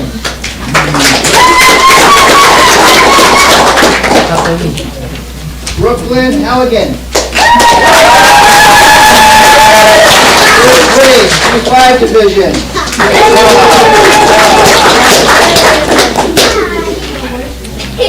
Carlos Iron Eagle Feather. Wow. Hayden Quick Bear.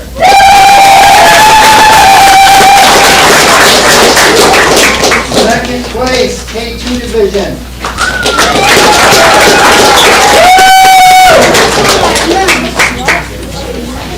Happy Seaman.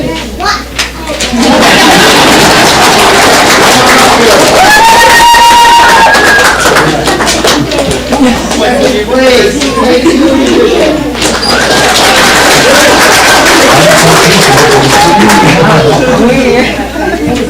Matthias Fernandez, third place.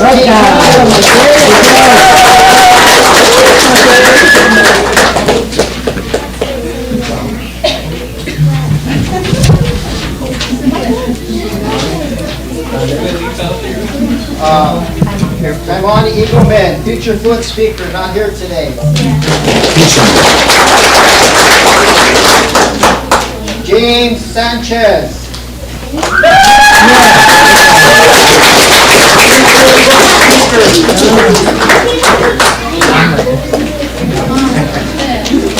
Carson Whiting.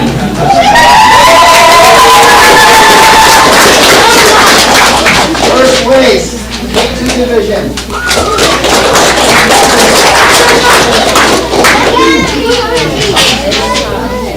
Sage Hills and Water.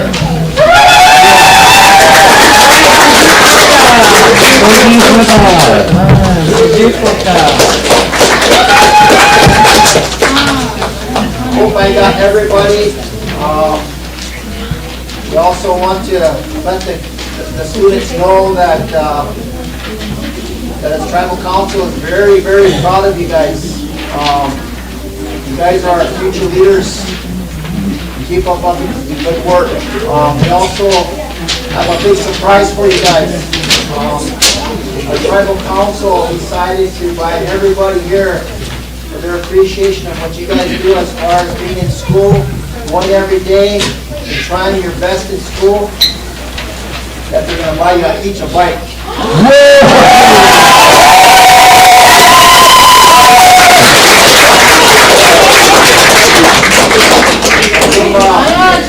Give your teachers Still up. do that, and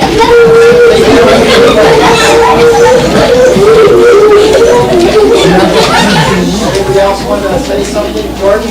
I just want to say congratulations to you guys. I recognize some of you. I go and visit your school quite often. I want to say thank you to the teachers that work with the kids and all the staff there. You guys do an amazing job, and encourage my fellow colleagues to go to the school and visit them. I asked Mr. Leland to come down and bring them to sing us an honor song, because they're really good singers. I had the opportunity to hear them sing as well, and just being here and in your guys' presence warms my heart. We don't get this very much, so it's really nice to have you guys here, and I just want to say continue in your Lakota language journey and keep making us proud. Thank you guys so much.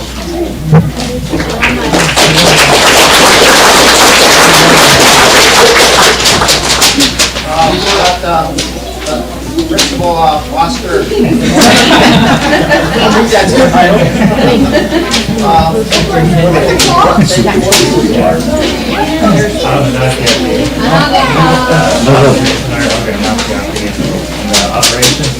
church at the school, and I just wanted to express gratitude and appreciation for the families, because, you know, when you think of L&I, you think of teams, you think of staff coaches, right? Well, we did a unique twist on it where the families were the coaches. And they were working with their kids after school hours, after work hours, putting in the time and effort along with the staff as advisors, you know, to learn. And so we're reclaiming that space of intergenerational language learning. You know, people say you learn the language at home, and that's true to an extent. But in today's world and society, we're so fast-paced we can't, and the number of speakers is so low that that's not a true reality. So we brought the home to a learning space. And so I want to commend all the families, even the ones that aren't here, for all the hours and time that they put into learning with their kids for L&I. So I really appreciate that. I want to thank you all for doing that.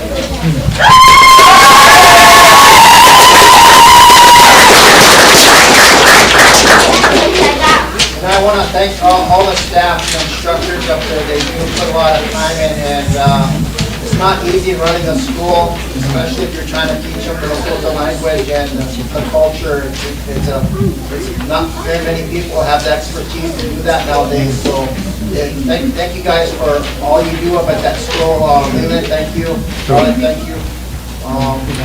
We appreciate all that you do. So. Anybody else that has anything to say?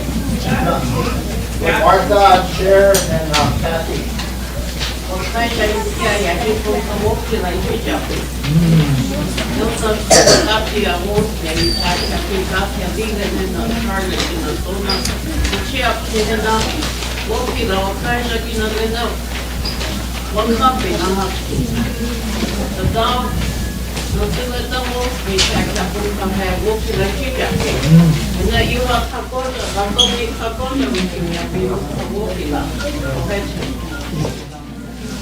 Oh, can I have a Sure. I have so many little relatives out here. I'm so proud of you. You make me all proud. I want you to keep up your journey, keep doing hard work, show up to school every day, and keep making everybody proud. This area that you're in today, a lot of business happens for our tribe. And it's really good to have you here, and you're making all of us have good energy, and you're gonna make the rest of our day better just by being here.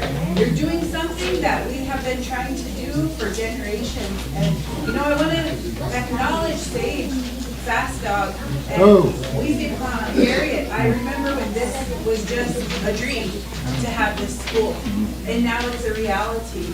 So it's really amazing to watch it unfold and to see that when somebody, one of our relatives and tribal members has a passion for something, and they're given the resources and the tools and support, they can accomplish it. And so I'm very proud of everybody, and I thank all the teachers and staff. Thank you for everything you do.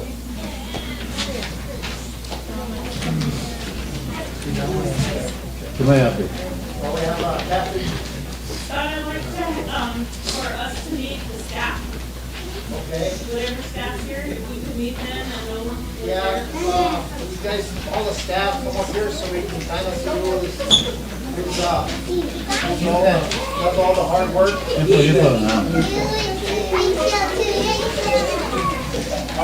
Maybe you can, Carm, Paul, you Paul.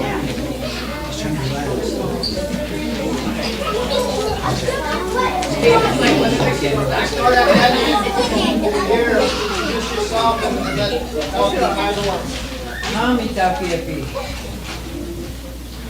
Changuletka Luta Machapi, La Folia. Washitu Charlotte walking with her Machapi. We will walk Orianke Mata.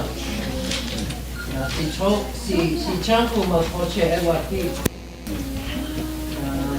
Manietu Ma Zapta Chaburuka. Kind of forget the Ewashi Chama. You're not one speech talking. I bet you yogi la walla walking. And then keep forward walk at letter. that ahani len wahite kat. Ashwana we got was like the Spring Creek school had got to wakata egg up the chahe an emergent school Spring Creek. Because now buildings are not what those buildings are just gonna sit there.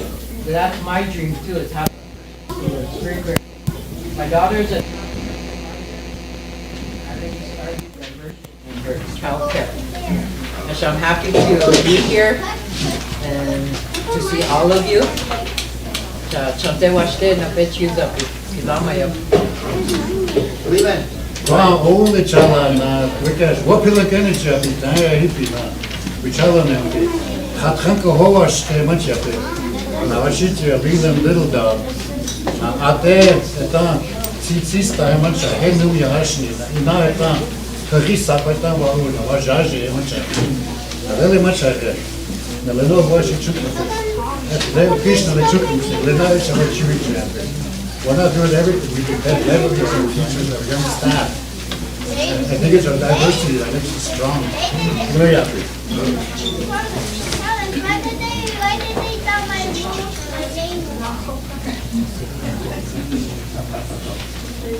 Madaka fi Coleman Chandra fi Wamley Haka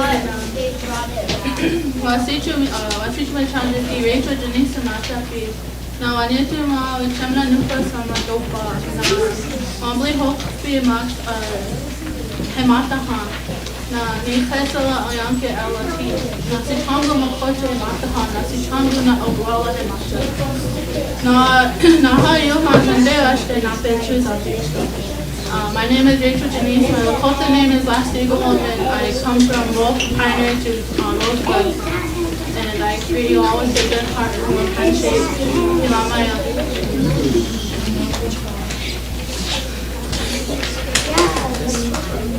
Kamidakiati, Oyate Wab, Yaku, Matiapi. Waniati, Wanishima, Jona Nicholas, Lubab, Sichanga Makoche. Awati ukaenda kitokea kuchibo wa shirichama. Ina waiki angel leading fighter at Chiapi na ate waiki Albert Trimble at Chiapi. I'm a Wolio Kise na waiki teacher assistant.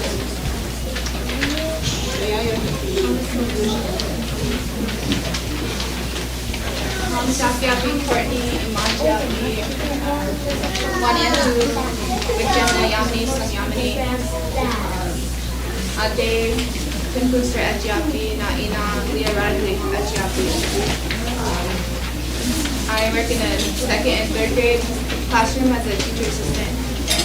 I really appreciate the opportunity that I get to work with kids, but also taking the opportunity to learn the language with them and from them.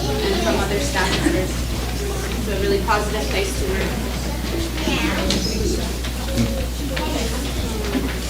Ang Dakiapi, ang later shoulders to my Chiapi, so become Makula Kota, Adewayaki, first shoulders at Chiapi, na Inawayaki, Barbara spotted owl at Chiapi, Makizita, Wapwat, Matahan, na Awaki, na Wakayaki, Kokayaki, Wawashi, and Thomas. Hamidaki, Fred Fastos, Imatia Poro, Nahan, Yohanjas, Dave Washer, and years ago. My name is Fred Fastos. I'm the Lakota Foods Coordinator for these guys, and I take care of a lot of the traditional foods and aspects for these kids that you guys see in front of you. We're trying to find a DNA appropriate meal to acquire within the school. So it's a lot of traditional based seasonings, for example, not keening away from a lot of salt and pepper and leaning more heavily on like celery salt, onion salt, and everything that's more naturally. Some of you guys may know my parents, Fred and Angel Fastos, previously Iron Shell, Major Iron Shell. I grew up around here just like everyone and just like you guys. Hamidaki, Shriley Brave, Machiapi, Inawayaki, Shriley means not Muchiwayaki. I'm the Outreach and Empowerment Coordinator at Pioneer Production. again. Foster Victor, Machiapi, Shamaza, Wafala, and Matahan, Isita, Wafala, Washi, Operations Manager, Macha,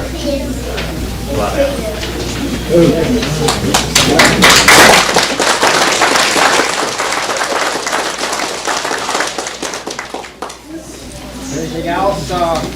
Not, I think they wanted us to give us some masna and to the council. And we'll have all the kids line up around the table here.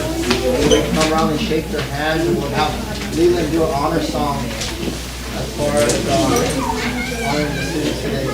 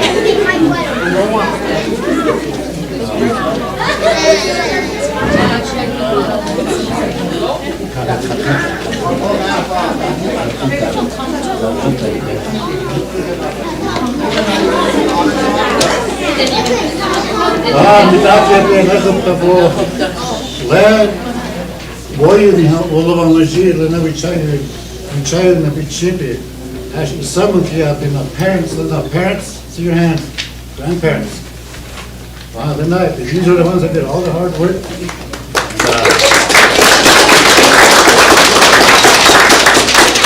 This is probably the first generation of children that are not learning that we came across the Bering Strait. Like every one of them, you ask where they come from, they'll say the Black Hills, because when you start and went to the Black Hills, they know that the Black Hills is a buffalo. So this generation, like somebody said, this is the future of our people. We're actually beginning to control our own education, what they learn, what we don't want them to learn. So every one of them is doing good, but it's not G and I, just because we're speakers. Most of our hard work is done by these generations here. So we want to encourage other young people to come and learn. Because we teach them, they teach the ones, these older ones teach the younger ones, and the younger ones teach the younger ones.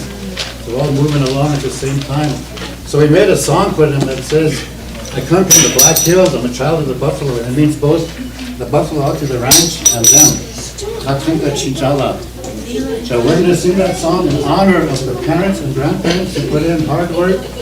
So those kids won first, second, and fourth last year, and this year they came back and took first, second, third, and fourth. It's the work of the parents, and we want to honor you parents. Topa.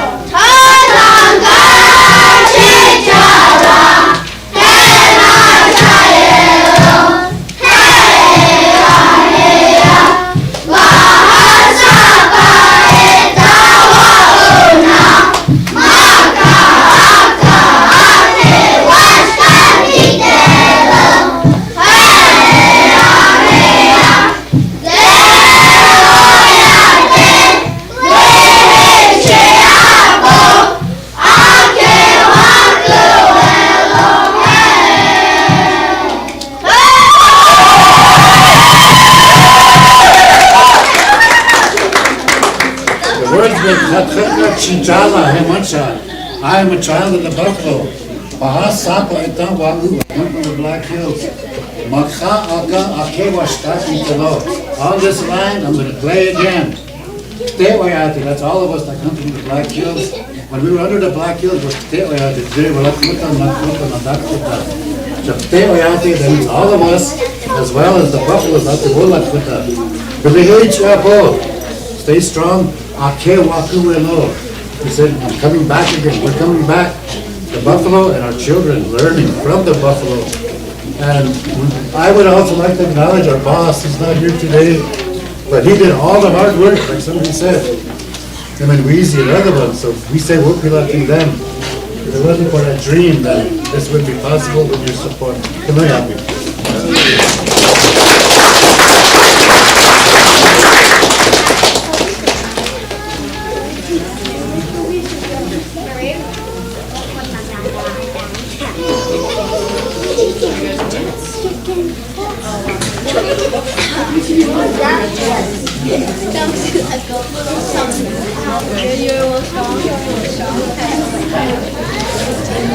Thank you guys for coming.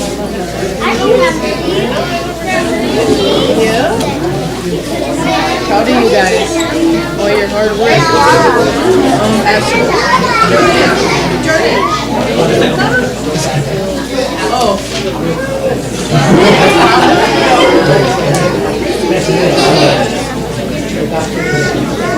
Proud of you guys.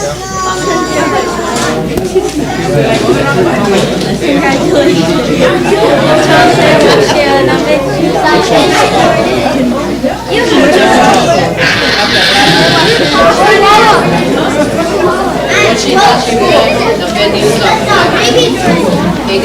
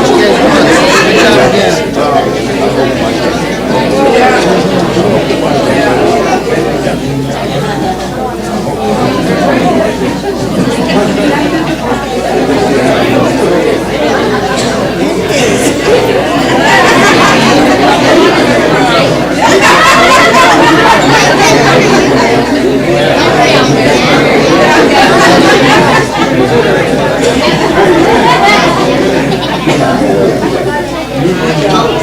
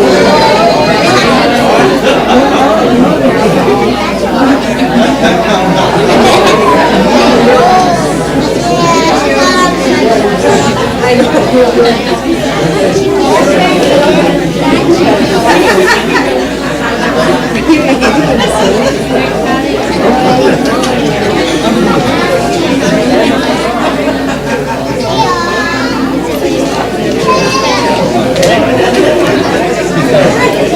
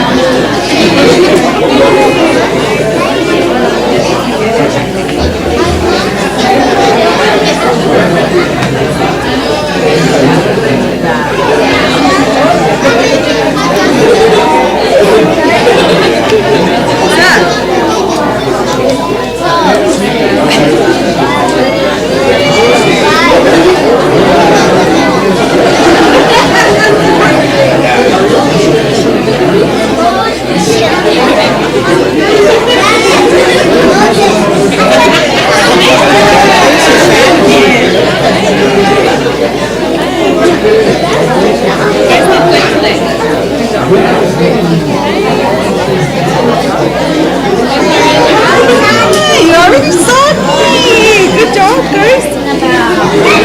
Good job.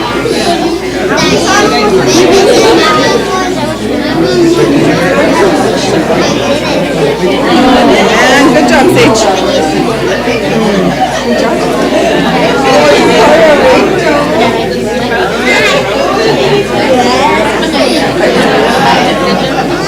Well, can we race at your house? Okay.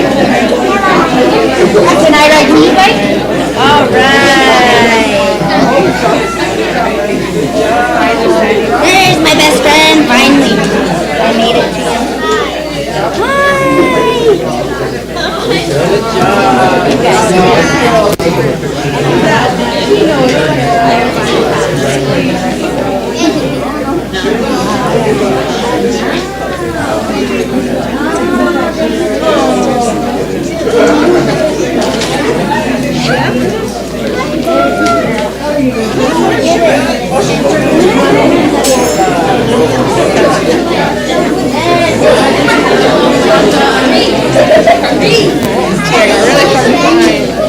Who's that?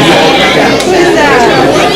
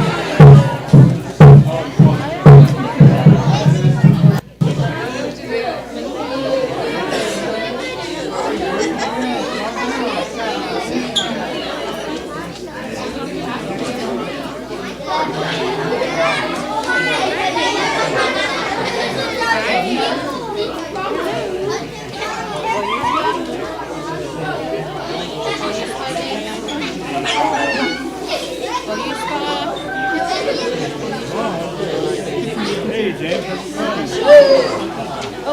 Hola, hola, hola. Hey, James. Follow each other and shake each other's hands, okay? Nice to meet you. Nice to meet you. Nice to meet you. Hey, Lawrence.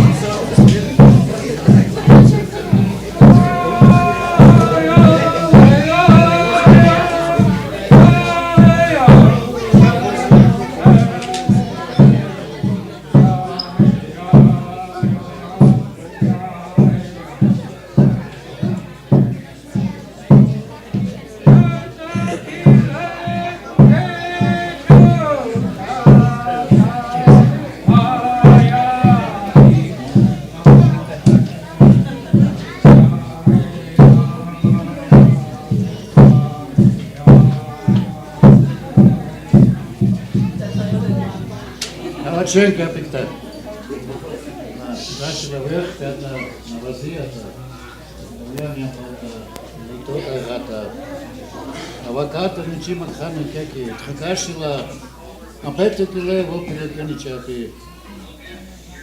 На умоле чала умничати. Хакожа пиленай пина хунку ханшитку хакашитку тивае трешка вичайоне. На во пилевичники апит хакашила. Поята ки трошки таем упикте кина юкшан пина ичупикте хакашила. Ваканжелана вичахтелана винухтела юнипикте хакашила. Хейса 요험은 위쳐에 차게 야와 피자시니 참 바스테 адвоката лена киксия пикте кашила то ваши чамана вопилучаке на инжен спеа пино эти гушвичала капи кашла ваши чамана вичишиче опет йохила аш вачинтхан капи кашла хачана чантена тхавачина на рики на пиучаке йокпия адвоката ояти макаха пина Таня аке унконя пикте на пахаса паено кикикчу пикте хече вакханжа килена хече окабла шкатапи на мауспеши чапикте тхагашила на хухилава пи так ну спел якиапи лакхотиапи тхагашила вичахпи хпай вопилокени чапи так ваштена чемпина так ни шичинтешни чанквена заним комани пикте тхагашила на птева ятия как ему пиена инжа Пакханжлено вичаха пина хоката татуаште ваян окичия мани пикте кашира вопилон кеничапи так ясно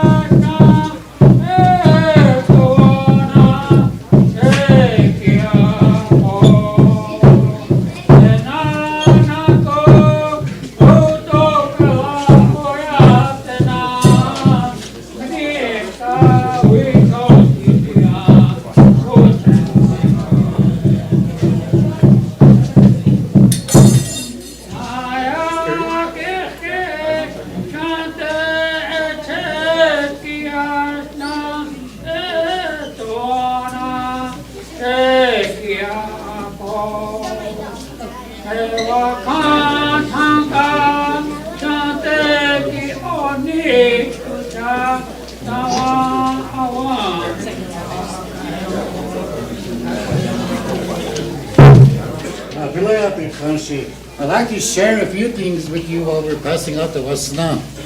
Our school is built on 4 pillars: academic excellence, cultural identity, language fluency, and holistic wellness. So our kids are getting the foods that grow around here, and it's very important that council recognizes our food sources, which is our land base. These children need to get at that food first. That makes them stronger, DNA appropriate. And I want to tell you some of the things that happen there that are wakhan. When I first started working there, we knew that there was a lot of activity around there. So we fed them, we told them nothing bad to happen here to our kids. And those people are taking care of our kids. Sometimes kids will come and go. One time I was singing the Little Bighorn song, and I told them, you girls, your grandmothers were at that battle. It wasn't just your grandpas, it was just your grandmas were there, I said. And then I started singing Little Bighorn, and when they hit those hard beats, I told them to point. That's what all that pointing was about. It wasn't the 4 directions. It was like wherever somebody lay dead or wounded. So they all learned to point that way towards Little Bighorn. And 2 of our girls, Vaden and Lakhuta, just on cue, one was sitting over here, one was sitting over here. And one started, like on cue, they both started crying. So we finished the song, I said, Takwaya Chimp, and she said, now this really got me. She said, we want our grandmothers that defended us to know that we didn't forget about them. That's why we were crying. She said, we were crying for them. And that just really got me good. I said, ooh, it's working. And then another time, me and Lauren, I was helping Lauren with her work, and she had a marker, and she put the marker down, it rolled off. So I said, Ichu. And we looked down, she said, look, it's not there. So we looked down, that marker was gone. So she said, why'd that happen? So I said, there was somebody here standing beside you that liked what you were doing and wanted to do it, so they took your pen. Another time, our teacher, when she first started, she was like apprehensive. And then here, it was Halen. Halen said, Uji, your mom is standing right behind you. So these kids are walking out. And that's just a few things that happen. There's so much stuff that goes on there on the spiritual side that we know that somebody is watching out for these kids. We know. So we thank every one of you for your support. And we'd also like to thank the parents for giving us an opportunity to be grandparents. Because some of us, we don't have a lot of grandchildren of our own. Now all of a sudden we got much kakujas, and about half of them are my blood kakujas that I found out. So I'm 64 years old now. I'm really happy to work there. I'm going to do my best, being a chief. But we're just the fluent ones, we're a team. So nobody's above the other. Every one of us has a place in our school. So that's what keeps us strong. And everybody thinks that it's the fluent people that run the school. It wasn't. It's not. Our children are above bar compared to the district and the state, because these young ladies that were up here, they were the ones that put in the hard work. Sounds, colors, shapes, phrases, and then chimping. So without that, me and Shawnee would have to reinvent the wheel. But when they come into our classroom, they already know that stuff. So anybody that's young, don't be afraid to start learning how to teach. Because everybody here started off on square one, and they're moving ahead. And I think that our children are setting a precedent nationwide. Because there were other fellows here that came, like Sage, who earned a master's degree in ed, got a fellowship, and they're starting schools, and they came to see what we were doing. And they were especially interested in our DNA appropriate diet, which is going back to the food that our DNA is built for. It's not the food pyramid from overseas. It's tatchanka, lechaka, tachta, all the way down. Shuchbala, everything that we eat, that's in us. That's what we want our kids to do, because we know that that's what's going to make them stronger. So we're stiff. I think we're done here. So on behalf of Sage and all of our teachers, welcome again each other. You made these kids happy, you made their parents happy, you made us happy. It makes us feel like we're doing something right.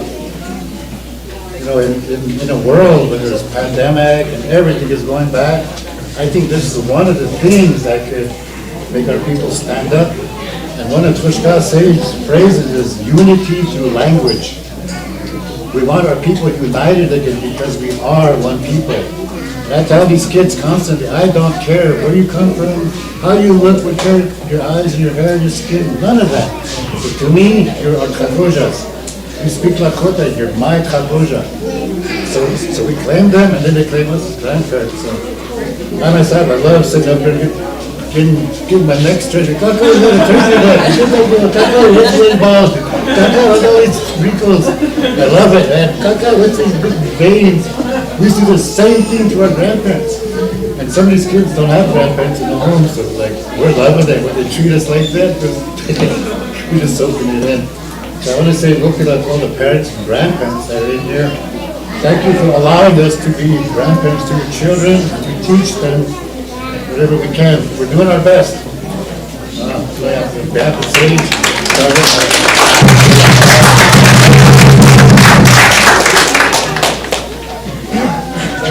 I want to just thank the parents for providing the meals, so I think we're ready to eat as soon as everybody gets their whatnot. We form a line back there and they'll say stop. And thank you to the parents for providing the meals.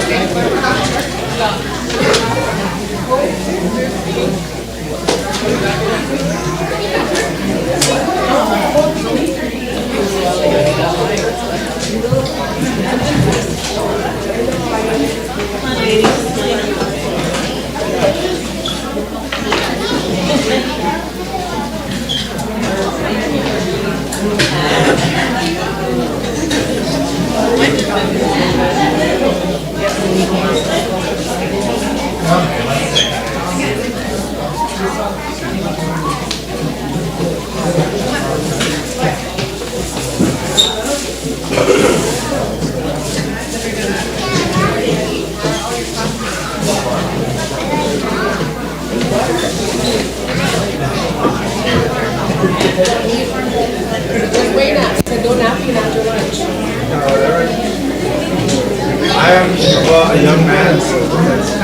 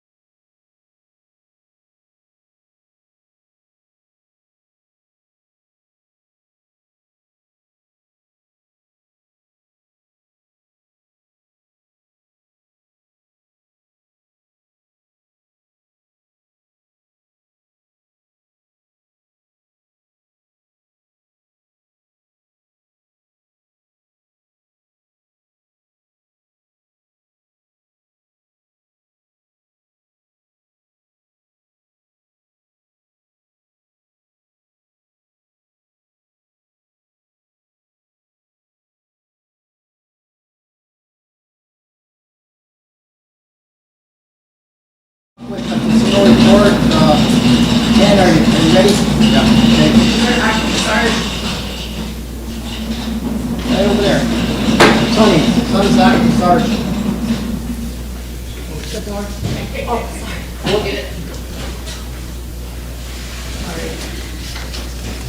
Just boss me around.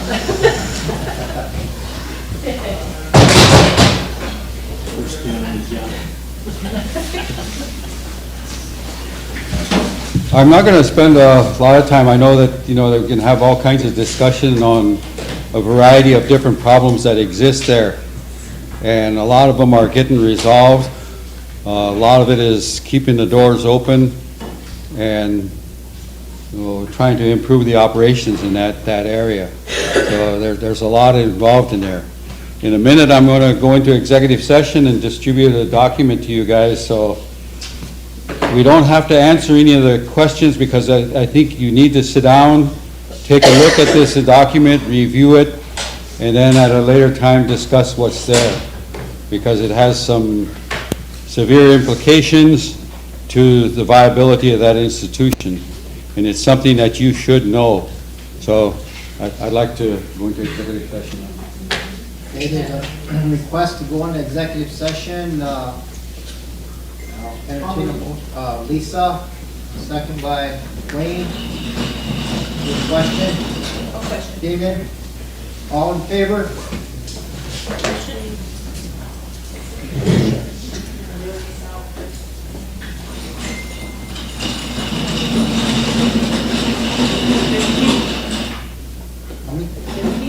Opposed? Not voting? Motion carried. We are in executive session. Samantha, if you can turn us off.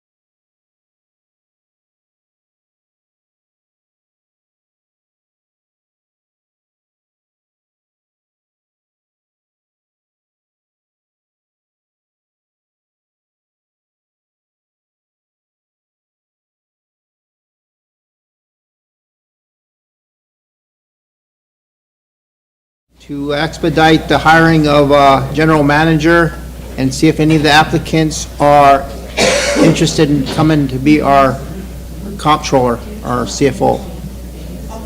Okay. Motion by Cher, second by Emily, question by Chris. All in favor?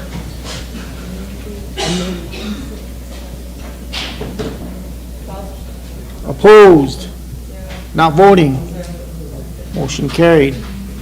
Any?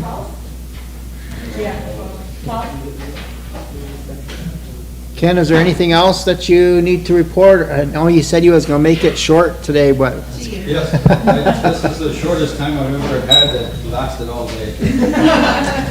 But I have nothing else, I'll update when I get more information. Go ahead, Ray. Quick motion, if I could, I'd like to make a motion that the board of review schedule any hearings that are pending on our past employees that haven't got a chance to get a hearing yet. Okay. Set up hearings on. Oh, yeah, okay. I don't know if the Board of Review has been meeting or not, but there's always grievances that are pending, and they got so much time to be able to give them their due process, so if they're not meeting, they should at least rule in favor of the person that's grieving it, because that's not fair to them as far as their due process, so, but, okay, you got a motion on the floor, you second, Michelle? I have a question about that. Need a second. Second, Chair. Go ahead, Michelle. Then, What happened with those ones that were approved? Like they filed grievance and they didn't want it and were supposed to be paid out? Because I had messages from a couple of people too that nothing ever came of them. I have no idea. And it I'm was- not on the board review, like, did we replace the previous rep? There's a council rep that's on the board review, but she's no longer here, but hopefully replace her. I don't think we did. Yeah, I think we need to do that, so.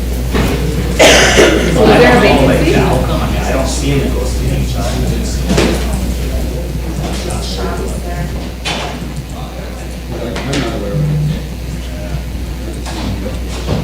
Do we need a bill about vacancy?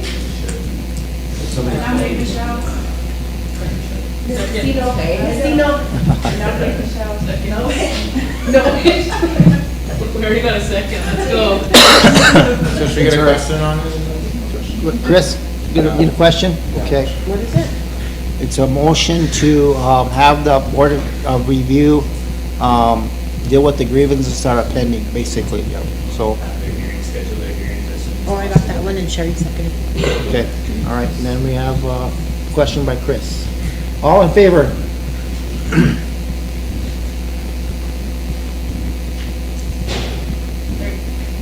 Opposed? Not voting? Motion carried. And another motion, if I could. Okay. To see, Darcy as the council rep for the board review. Okay, we got a motion on the floor, a second by Jordan.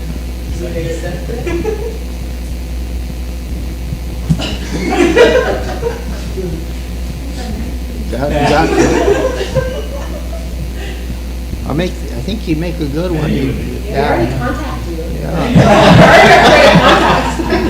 You're on it. Who seconded All right. it? Second by Jordan, and then we need a question. Sure. All in favor?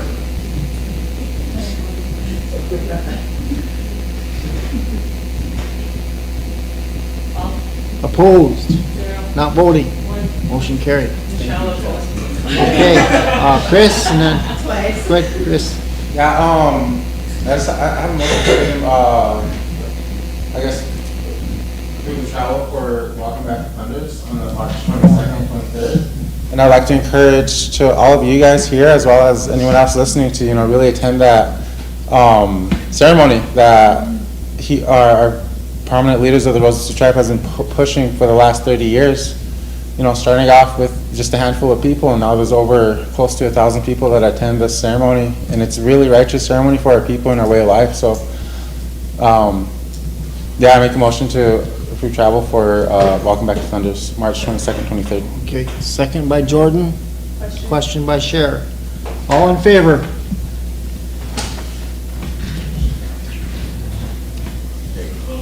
Opposed? Not voting? Motion carried.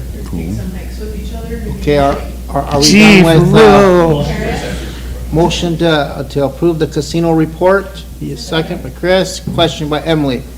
All in favor?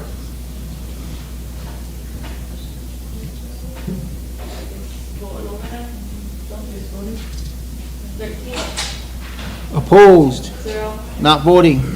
Motion carried. Okay, Emily.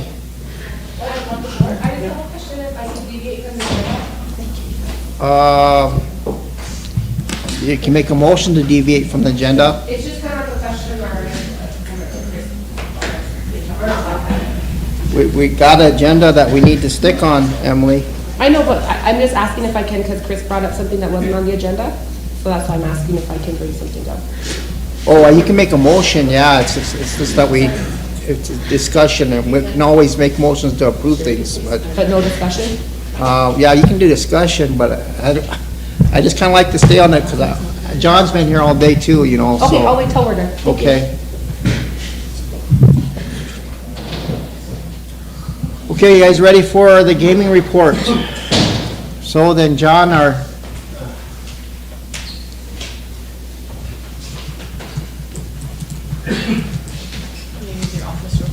Okay.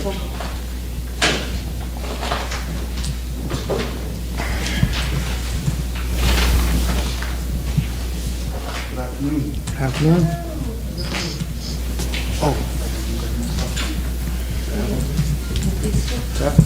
You need one, you see. Supposed to know that. My heart.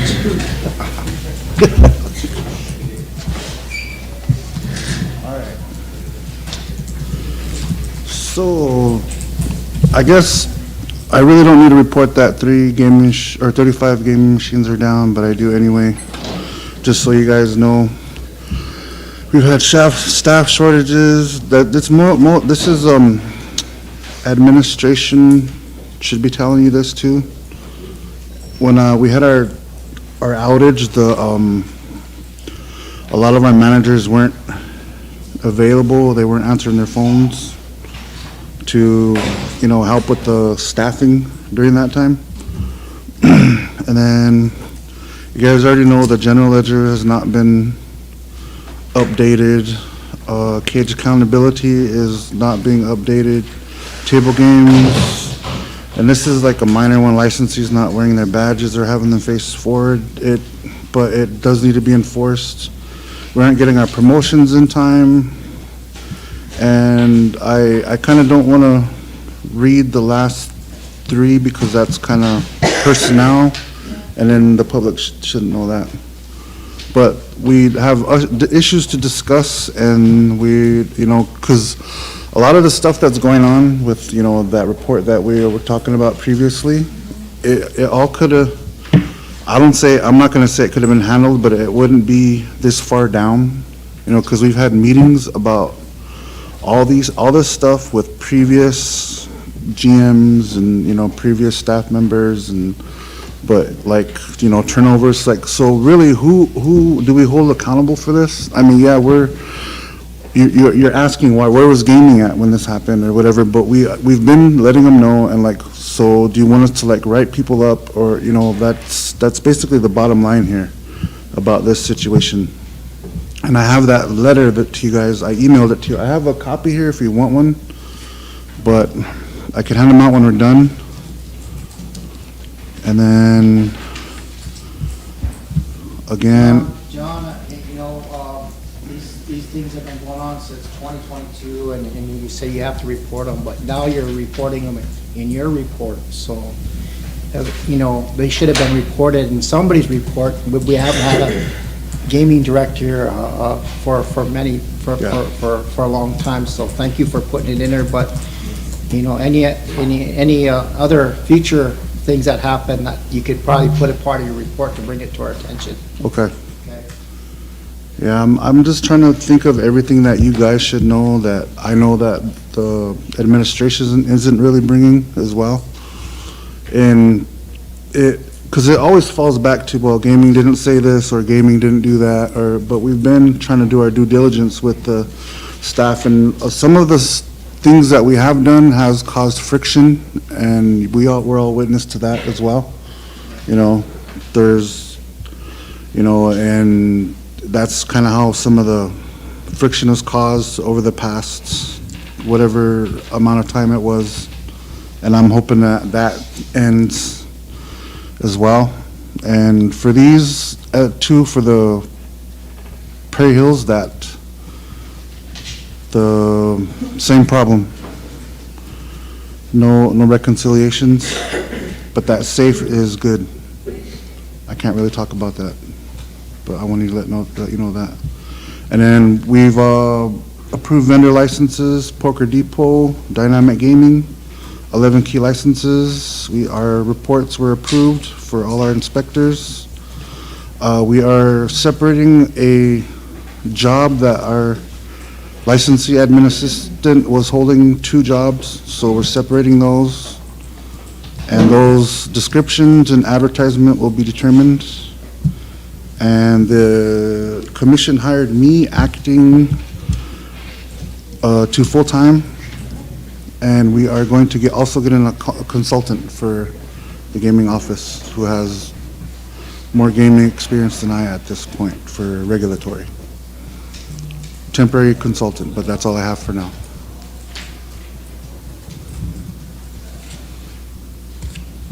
Michelle, you have a question? May I ask what page accountability and table games accountability mean? Well, that's like the revenue, the reconciliation, you know, like Oh, okay. at the end of day, end of week, you know, basically the totals of all that. Well, it's like, see, we make sure they're doing it and it's getting done in the back office, and like, there's no slot account there.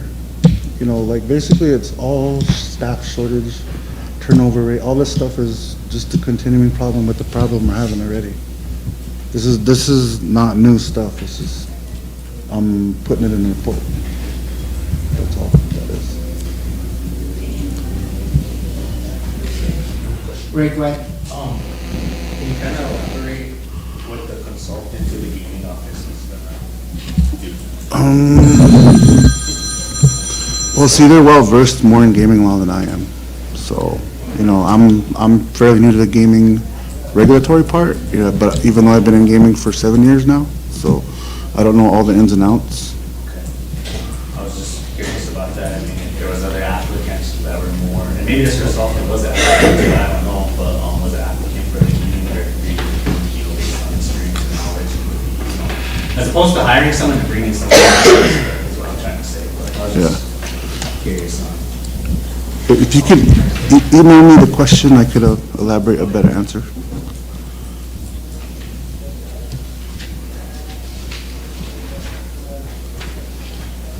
Go ahead, John. Anything, I don't have anything else. Okay. Any other questions for John on the gaming report, gaming office report, activities? Ben?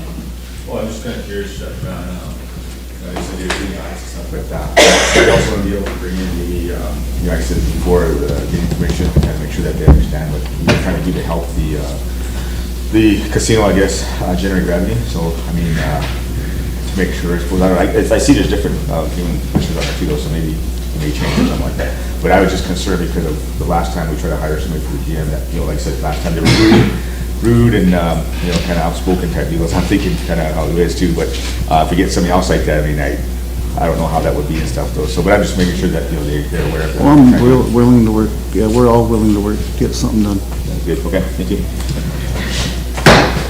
Any other questions? Not, we'll. Motion to approve the gaming report? I have a question. Okay. Sorry, earlier, when Ray asked his question, I guess I have the same concern with that, is negotiations for a consultant to the gaming office. What's the question? Why are we negotiating a consultant for the gaming office? Just to help with the gaming law, not really decisions, but just, they're more well versed in law than I am. I mean, I can look it up, but it'll probably take longer for me to find things. It's, I don't know. I don't really understand the question, like, the negotiation part, or why we're getting a consultant? Yeah, that's why. Because I'm not well versed. Even though I won't say I was a top applicant, but I've had the most experience in office so far, so. I'm just curious, follow up to this, does the NIGC kind of offer technical assistance or anything? Yeah, I'm going with them too. This is just to have it in place. And you guys already have an individual in mind? No, not at the moment. Emily? Thank you, John. Thanks for coming. I just have a follow-up question, I guess, now I'm curious. Is that a full-time position? Is it more like to have somebody just on call if you have an issue and they kind of get billed per hour, or? Like that. Like that, okay. Thank They're you. not really gonna be like involved in decision-making, or, just more like, Similar to like how we have a legal expertise. Yeah. We need. yes. something. Thank you. Motion to approve the gaming director's report. I have one. So, I guess I'm kind of following, why does the commission need a consultant if they hired you as their top dog? Well, I am, they're supposed to be the brain. Yeah, exactly. So why So are that's up to them. they hiring someone to do their work when I could ask them there's a that. whole commission? I could ask them that. Yeah, I just, we're probably not gonna have a casino in the future if we keep going by things like this. It's unacceptable, and I'm thankful for you, John, and I know that you're sitting here by yourself, and that says a lot. You know what I mean? Especially because there's donut full-times that could be standing here with you. And so I guess I don't know why we're hiring for a consultant and paying money when we already have 5 of them to help you. Okay.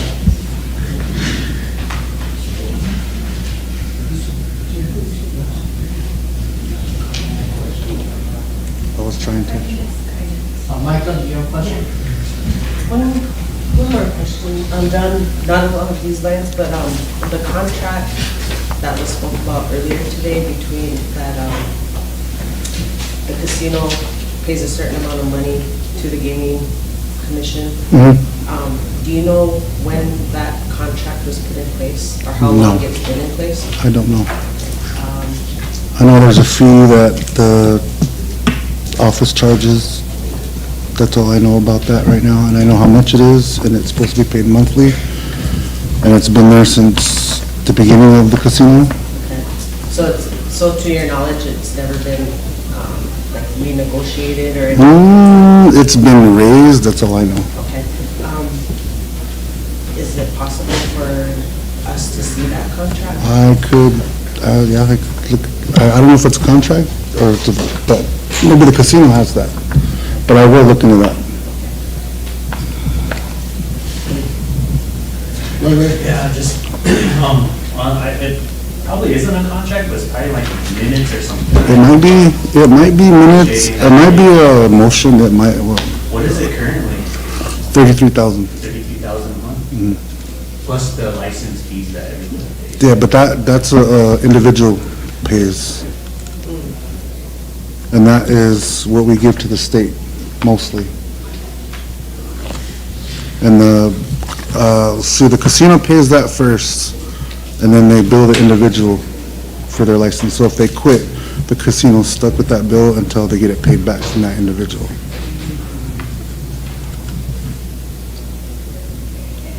Any more questions? John? One more thing about the rate, based on like the revenue and kind of the state that the casino is in, I guess as the gaming director, would you be open to negotiating that amount lower? I mean, if our staff can handle it, then yeah, because it basically pays for the staff and, our lights, our bill, I know back then there used to be a gaming inspector every shift, speaking graded in the day, but now it's just in the day. Well, we have an open schedule that if anybody's needed at those times, they will go. So, Maybe we could set up a meeting with the gaming commission to negotiate BOD, yeah. Just email me and I'll get with them. Okay. John, is there any more on your report? No, I don't have anything. Michelle made a motion to approve the report, second by Lisa. Let's go first next time. Question by George. All in favor?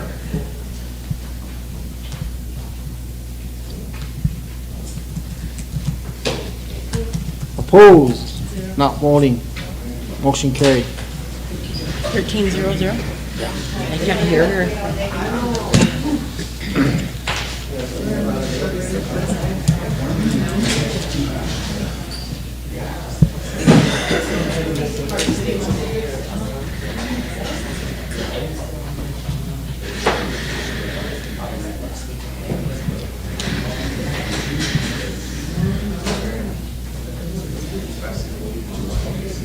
We're just now on resolutions, so if you stick around for a little bit, we'll get to the IT resolution. Okay? You want to pull yours? It's right there.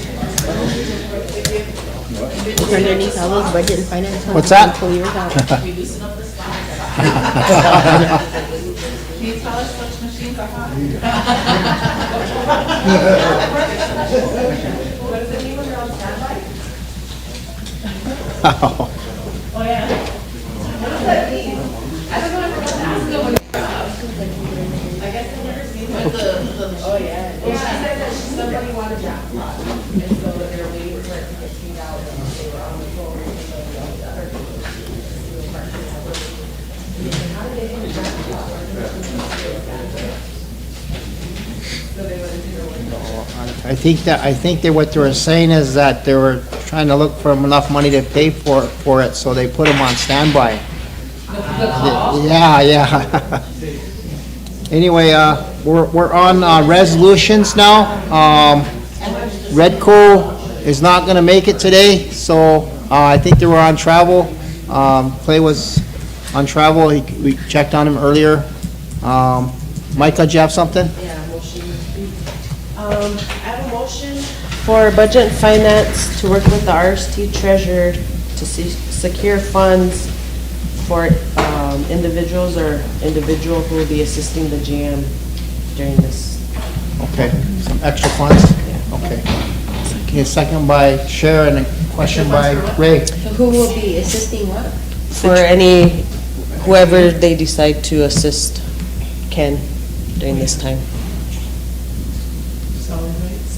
Yeah. Okay, we have a motion, a second by Sharon, and a question by Ray. All in favor?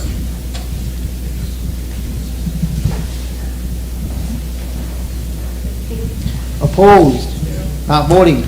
Motion carried. Jordan? Thank you. So yesterday in Budget and Finance, we talked about approving a contract for a lawyer for, Sunrise Apartments.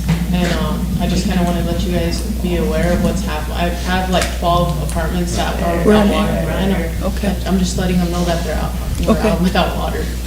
And, it's kind of been ongoing, and, I don't know how to get them fixed, because they're not answering their phones anymore, so I just wanted to make this body aware if you guys start getting calls. I know Bob knows about it, and he's been helping with water as much as we can, so it's just kind of frustrating right now.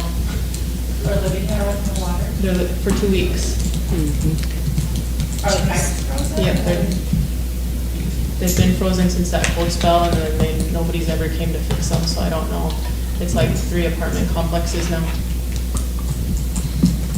Can we fix it and bill them? Yeah, right, look at that one bill from yesterday that they won't pay. I know. Let's move on to resolutions. We have some resolutions on the table up there, Sunny. We have 2 or 3 resolutions that may be brought on as emergency legislation. Ray? Yeah, I just have a question on our agenda. It says Redco is supposed to be here today. Yeah, I just announced that he isn't gonna be here. Oh, okay. He's not- so Sorry. he's not gonna make- yeah. Right, just ready to. Well, they never report, so. Yeah. They don't come to committee Yeah. either, so.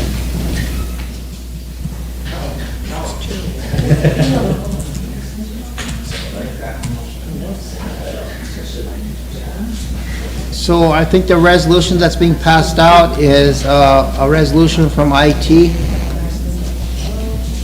I don't know, no? No, not that No. one? Where's his at then? His is at the bottom of that pile, I think. Okay, well, this one's not I it. think those are treaties. The IT one, that's that treaty one. So if they wanna do with them, but they made them as emergency. This is a treaty resolution, you guys, on that climate adaptation plan for Sichongo Lakota. At the bottom of this pile where it says budget and finance. I don't know if you guys want to deal with this one yet, or, okay. It was the Delta Yeah. Budget and Finance on the 23rd, just yesterday. Nope, it's not. What the heck is that one? That's adult correction for that. I think it's this one. That's IT's. Okay, came out of Budget and Finance, so I need somebody from Budget and Finance to bring it on.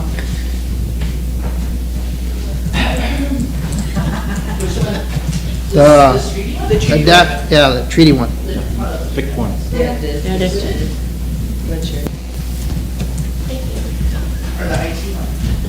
Both of them are Get your speed ready. I know. Get your auctioneer voice ready. Do you want me to read it in, or are you good? So, is this gonna be emergency? Yes. Motion for emergency legislation. Second. 26. 26, need a question. The IT one? Damien. The treaty council, the thick one. What was the number? 26.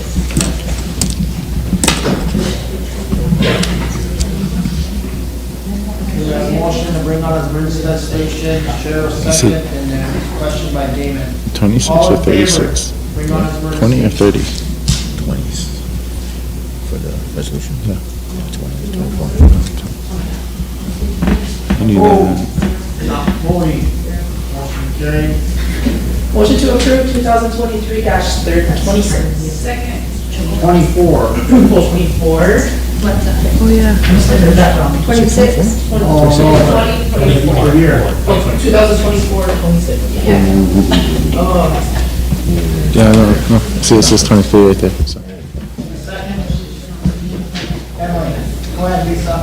So this is sixth, whereas the tribal council was accepted an award of $1,748,005.59, which includes $593,147.70 for salaries and fringe benefits, $57,950 for equipment, computers, $38,200 for travel, $9,075 for GIS software license, $936,301.87 for consultant service contracts, including technology enhancements, and $113,331.02 for indirect costs and delegates administration of these funds to the Lakota Treaty Council.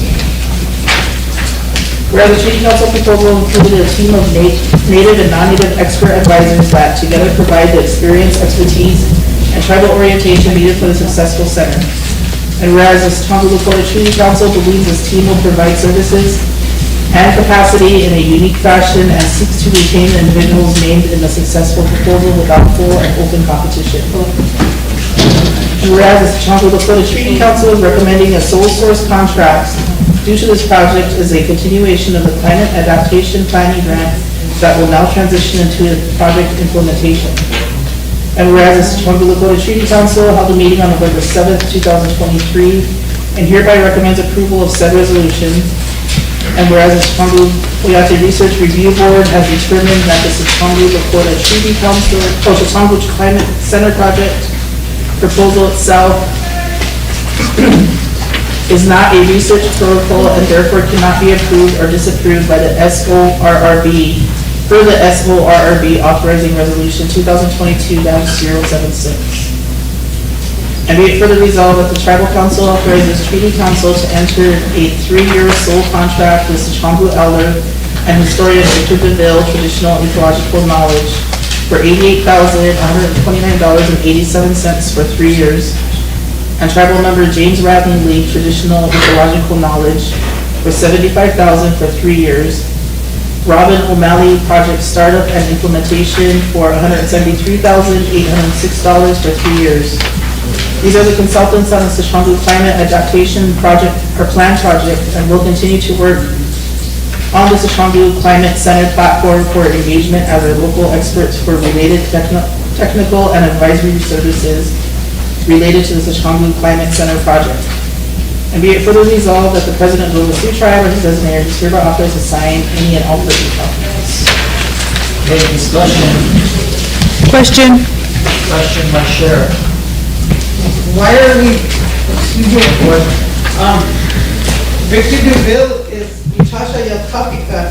He's the highest honor that Sichongo can have amongst our people. Whenever us 20 go to make a decision, we're supposed to be going to him and asking if it's good or not. 3 years, 88,000, that's all we value of Muchacha Yalkapika? Whereas we're gonna pay Washitula 178? I'm one of Victor's prodigies. I was handpicked to teach his classes when his wife got sick and she eventually was deceased. And, I take that as an honor. And this is dishonorable. I don't like it. I don't like paying an outsider white man double Victor's salary when he's our Wichasha Yakapika. No one must understand that term or something, because he sure as hell ain't getting any respect for it. You can table it and send it back to the finance. Sure. Yeah, I just wanted to answer, Daryl, we addressed that issue and why he was getting paid so low, and we were talking to them about all kinds of stuff. That's why, we even sent him back to the IRB process, so he came through with all of the resumes attached, but he also talked to Victor after our concerns, and Victor was okay with it. So just wanted to let you know that. Thank you for fighting for him. But he talked with Victor. He's a very humble man, and it's not Lakota to ask for more, but as Lakota, we should honor our own. And so that's why I'm fighting for Victor right now. And he might not have wanted to fight about it, he was happy, but in our hearts as Lakota, some of us do hold our elders in high esteem. And I want that reflected on that. Okay. Open the question, Sheriff. Emily, you have a question? I just had a clarifying question. Some of these are, I know there's a total amount, but is there like an hourly wage that they'll be billed? Are they going to be billed for tasks completed, or do you know how that will be worked out? Because I think that there might be a way to, honor that, with a more appropriate wage if that's how it's going to be billed out. But I don't see any of that language in here, so I was wondering if the committee knew. No, There was a budget.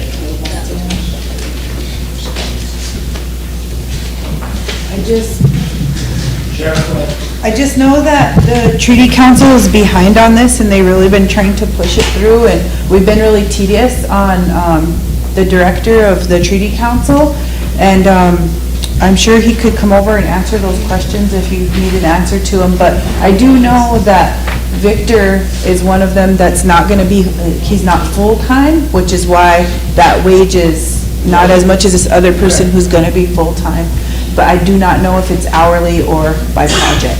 Thank you, because I think that makes sense, you know what I mean? Like, because hours are lower, but maybe the wage per hour is more fair or something. On the third page, it says, local Sioux Tribe shall compensate Mr. DeVille at a rate of so much for 3 years. We shall submit to local Sioux Tribe periodic invoices, so not more than once a month, please. So that's how he's gonna submit his time. Yeah. So. That's what I'm asking, because if he's working less hours, but still at a comparable wage, then I think that makes sense. If it's not, then I agree with there. Okay. Question, Sheriff? Okay. Question by Sheriff. All in favor?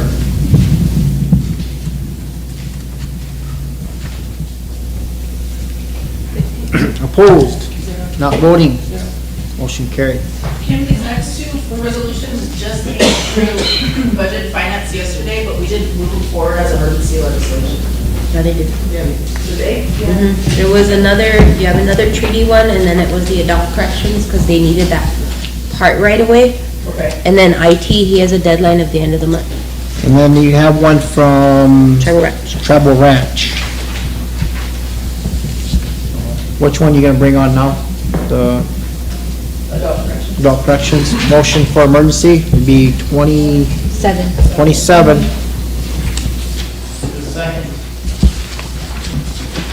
Michelle, question by Dara, all in favor? Adult corrections. Wait, which one are we doing? opposed, not voting. Oh, not voting. For the adult corrections. Motion to approve 2024. Second, Also, the fourth whereas the Rosebud Sioux Tribe Adult Corrections Facility provides snow removal during the winter to ensure adequate emergency accessibility. Whereas the Rosebud Sioux Tribe Adult Corrections is in dire need of upgrading snow removal equipment. And whereas the Rosebud Sioux Tribe Adult Corrections received a proposal for this purchase from Rosebud Rental, the sole source entity for a Bobcat skidster loader in the amount of $46,000. And whereas the Rosebud Sioux Tribe Adult Corrections is recommending to utilize the ACF revenue to purchase the Bobcat skidster loader from Rosebud Rental. Does it say? Now therefore be resolved that the Rosebud Sioux Tribal Council accepts the recommendations of the RST Adult Corrections to utilize Rosebud Rental in the amount of $46,000. And be it further resolved that the President of the Sioux Tribe or his designee is authorized to execute any and all documents approved. And the current skidster she has is any discussion? Any questions? Jordan, all in favor?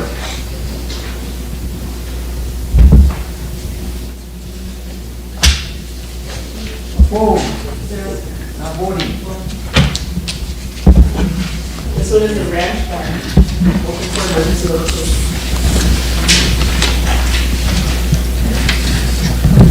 Eight. Second. Did this come through us? No. Go through a committee?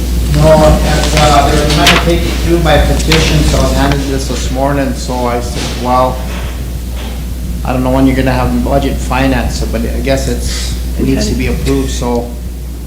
I think he has a sale, Yeah. here at the first one. You motion to approve, who second that? Who second? Chair, question by Jill. All in favor?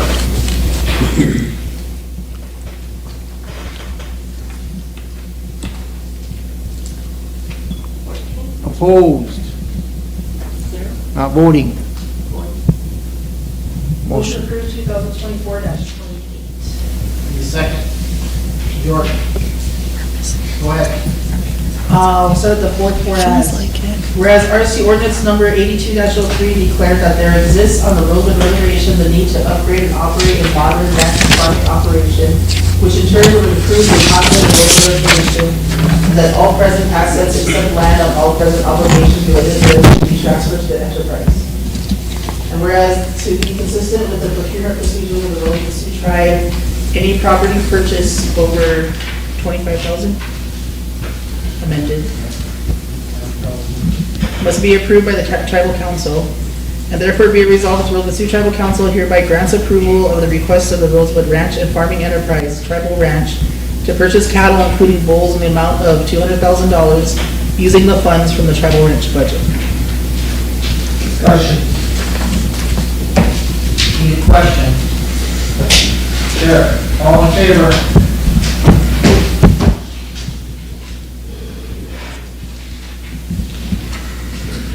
Opposed? Not voting?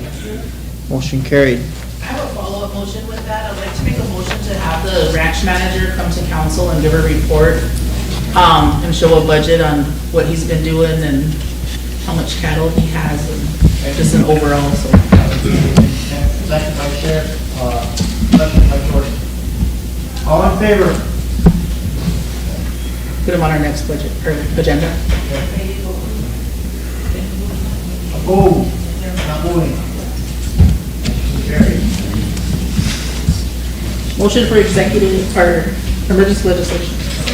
IT. 29. Second by Sheriff, question by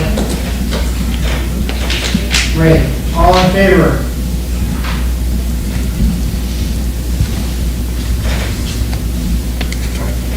Opposed? Not voting. Motion to approve. Second. Give me a second, Sheriff. I'll start at the seventh, whereas the RST Sioux Tribe Information Technology Department has recommended the RST Tribal Council approve the acquisition of services Google Workplace Enterprise standard for the Rosebud Sioux Tribe for a 12-month term at the rate of $157.67 per user per year, for a total of $126,144 from Dodson Group, 19 East Market Street, LL01, Leesburg, Virginia, 10176-3004 on a sole source basis from the following account: U.S. Treasury Local Assistance and Tribal Consistency, LATC, funds FY 2023 to be reimbursed to the LATC funds from program funds, and amend, take out one "and" there. Therefore be resolved that the RST Tribal Council adopts and approves and authorizes payment of $126,144 from Dodson Corporation, 19E Market Street, number LL01, Leesburg, Virginia, 10176-3004 on a sole source basis. We also resolve that the Rosebud Sioux Tribe, or the President of the Rosebud Sioux Tribe, or his authorized delegate, are authorized and directed to sign and execute any necessary documents for the payment to Dawson Group. And this is for the payment for all of our emails. I think, what did you say? It was at 500 to 800 emails? Well, when we first started out, a little backstory.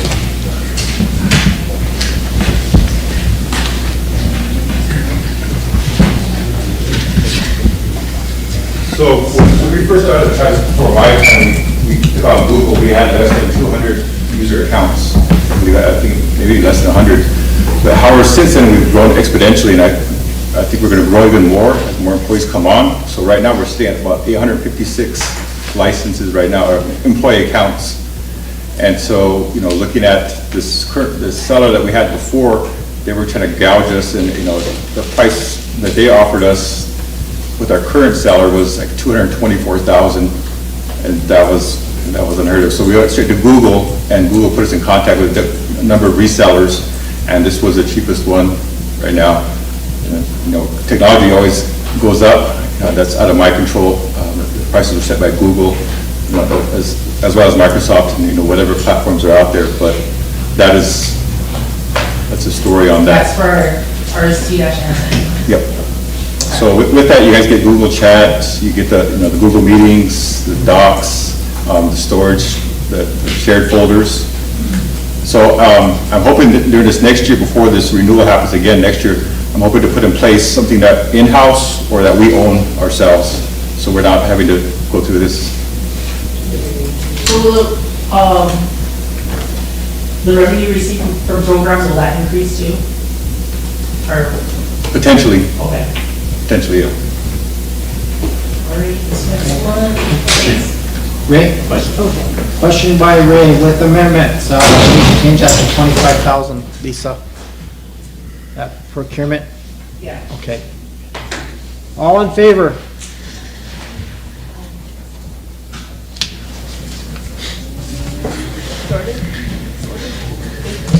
Opposed? Not voting? Motion carried. That's it for the resolutions. I think. Oh, we got one more? Treaty. Is that the same? That was the same one we passed before? No, it's different. Okay. Okay. The first couple things are, but it changes as it goes down. 29, be 30.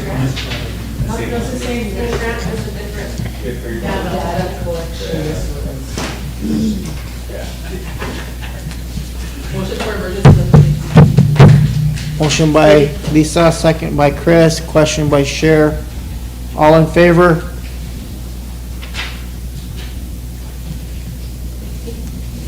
Opposed? Not voting? Motion to approve.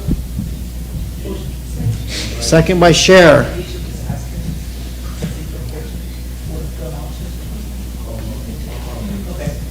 to approve 2024-30. Second by Cher. Go ahead. I'll set up the fifth whereas. Whereas a successful proposal was submitted by the Sioux Street Council resulting in a 3-year award totaling $748,005.59 to support establishment of the Sioux Climate Center. And whereas Tribal Council has accepted an award of $1,748,005.59, which includes $593,147.70 for salaries and fringe benefits, $57,950 for equipment, computers, $32,200 for travel, $9,075 for GIS software license, $336,301.87 for consultant service contracts, including technology enhancements, and $113,331.02 for indirect costs and delegates. Administration of these funds to the Sioux Lakota Treaty Council. Whereas the Sioux Lakota Treaty Council proposal included a term of native and non-native expert and advisors that together provided the experience, expertise, and tribal orientation needed for a successful center.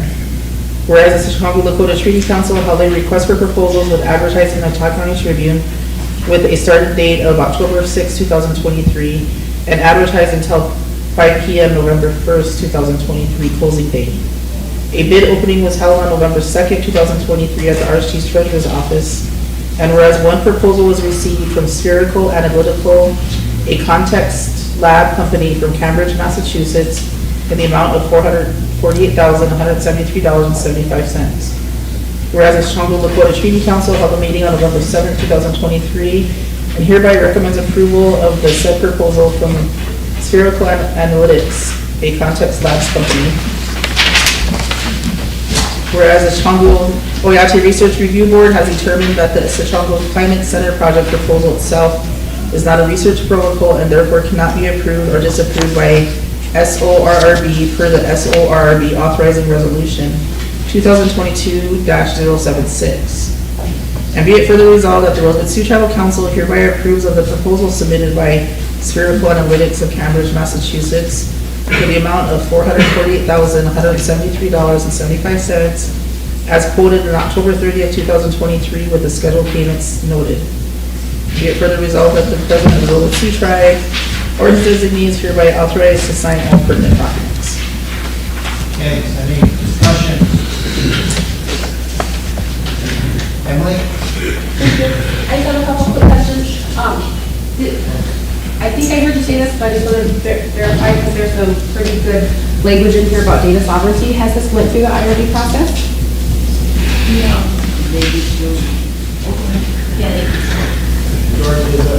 It's in there, it says that the review board has determined that the Sioux Climate Center project proposal itself is not a research protocol and therefore cannot be approved or disapproved.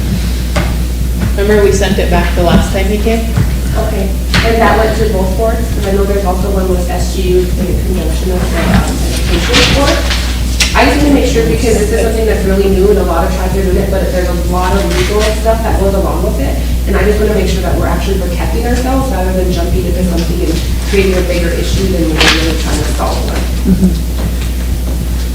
Yeah, I agree with you. That's why I remember we had that discussion when he was here. I was really worried about all, like our data just being somewhere. But he's saying that we're gonna have control over it. Yeah, that SORB is specifically for the Treaty Council too, so anything will take place stay within that. What's the SORB? It's the Sioux Board. Review board. on the second page, Okay. at the top of the second And that's the one page. that said they don't need their. Yeah. And then one other thing, did you guys see the budgets? Because I know they're not attached. We didn't, in budget and finance on that one. It's all spelled out in the front. When he first brought it forward, then that's when he had the budgets attached to Okay, but you it. guys gotta review that. Yeah, it's a list on the. But I see the information, I just don't see the budget. Yeah, there was a breakdown. That's not in there. Yeah, he's came back like 4 times. I think he's presented 4 times, so this is the 4th. Wow, okay, thank you. Yep. Chris, you have a question, comment? Question? Okay, question by Chris. All in favor?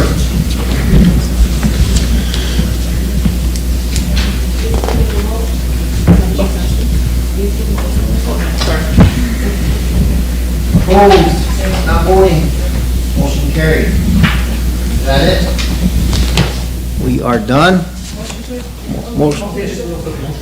Okay, Ray. I know we're doing that whole youth summit and it's up and going, but we never made a motion for council to attend the NCAI executive winter session, February 11th through the 15th.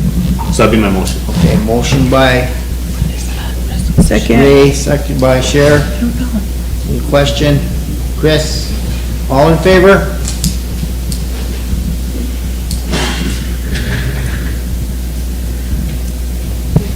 Opposed?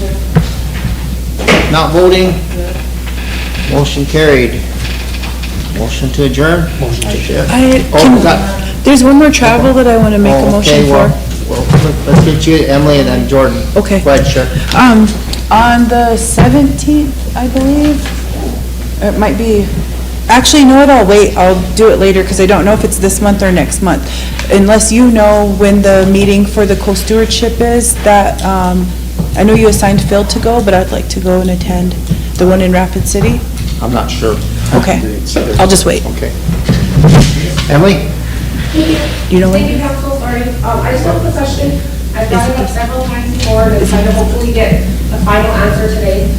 But when I first got in council in September, I was approached by a family that had an individual who retired and retired after over 20-some years. Since then, the family had requested some kind of, retirement gift or something from their child for giving that amount of time of service.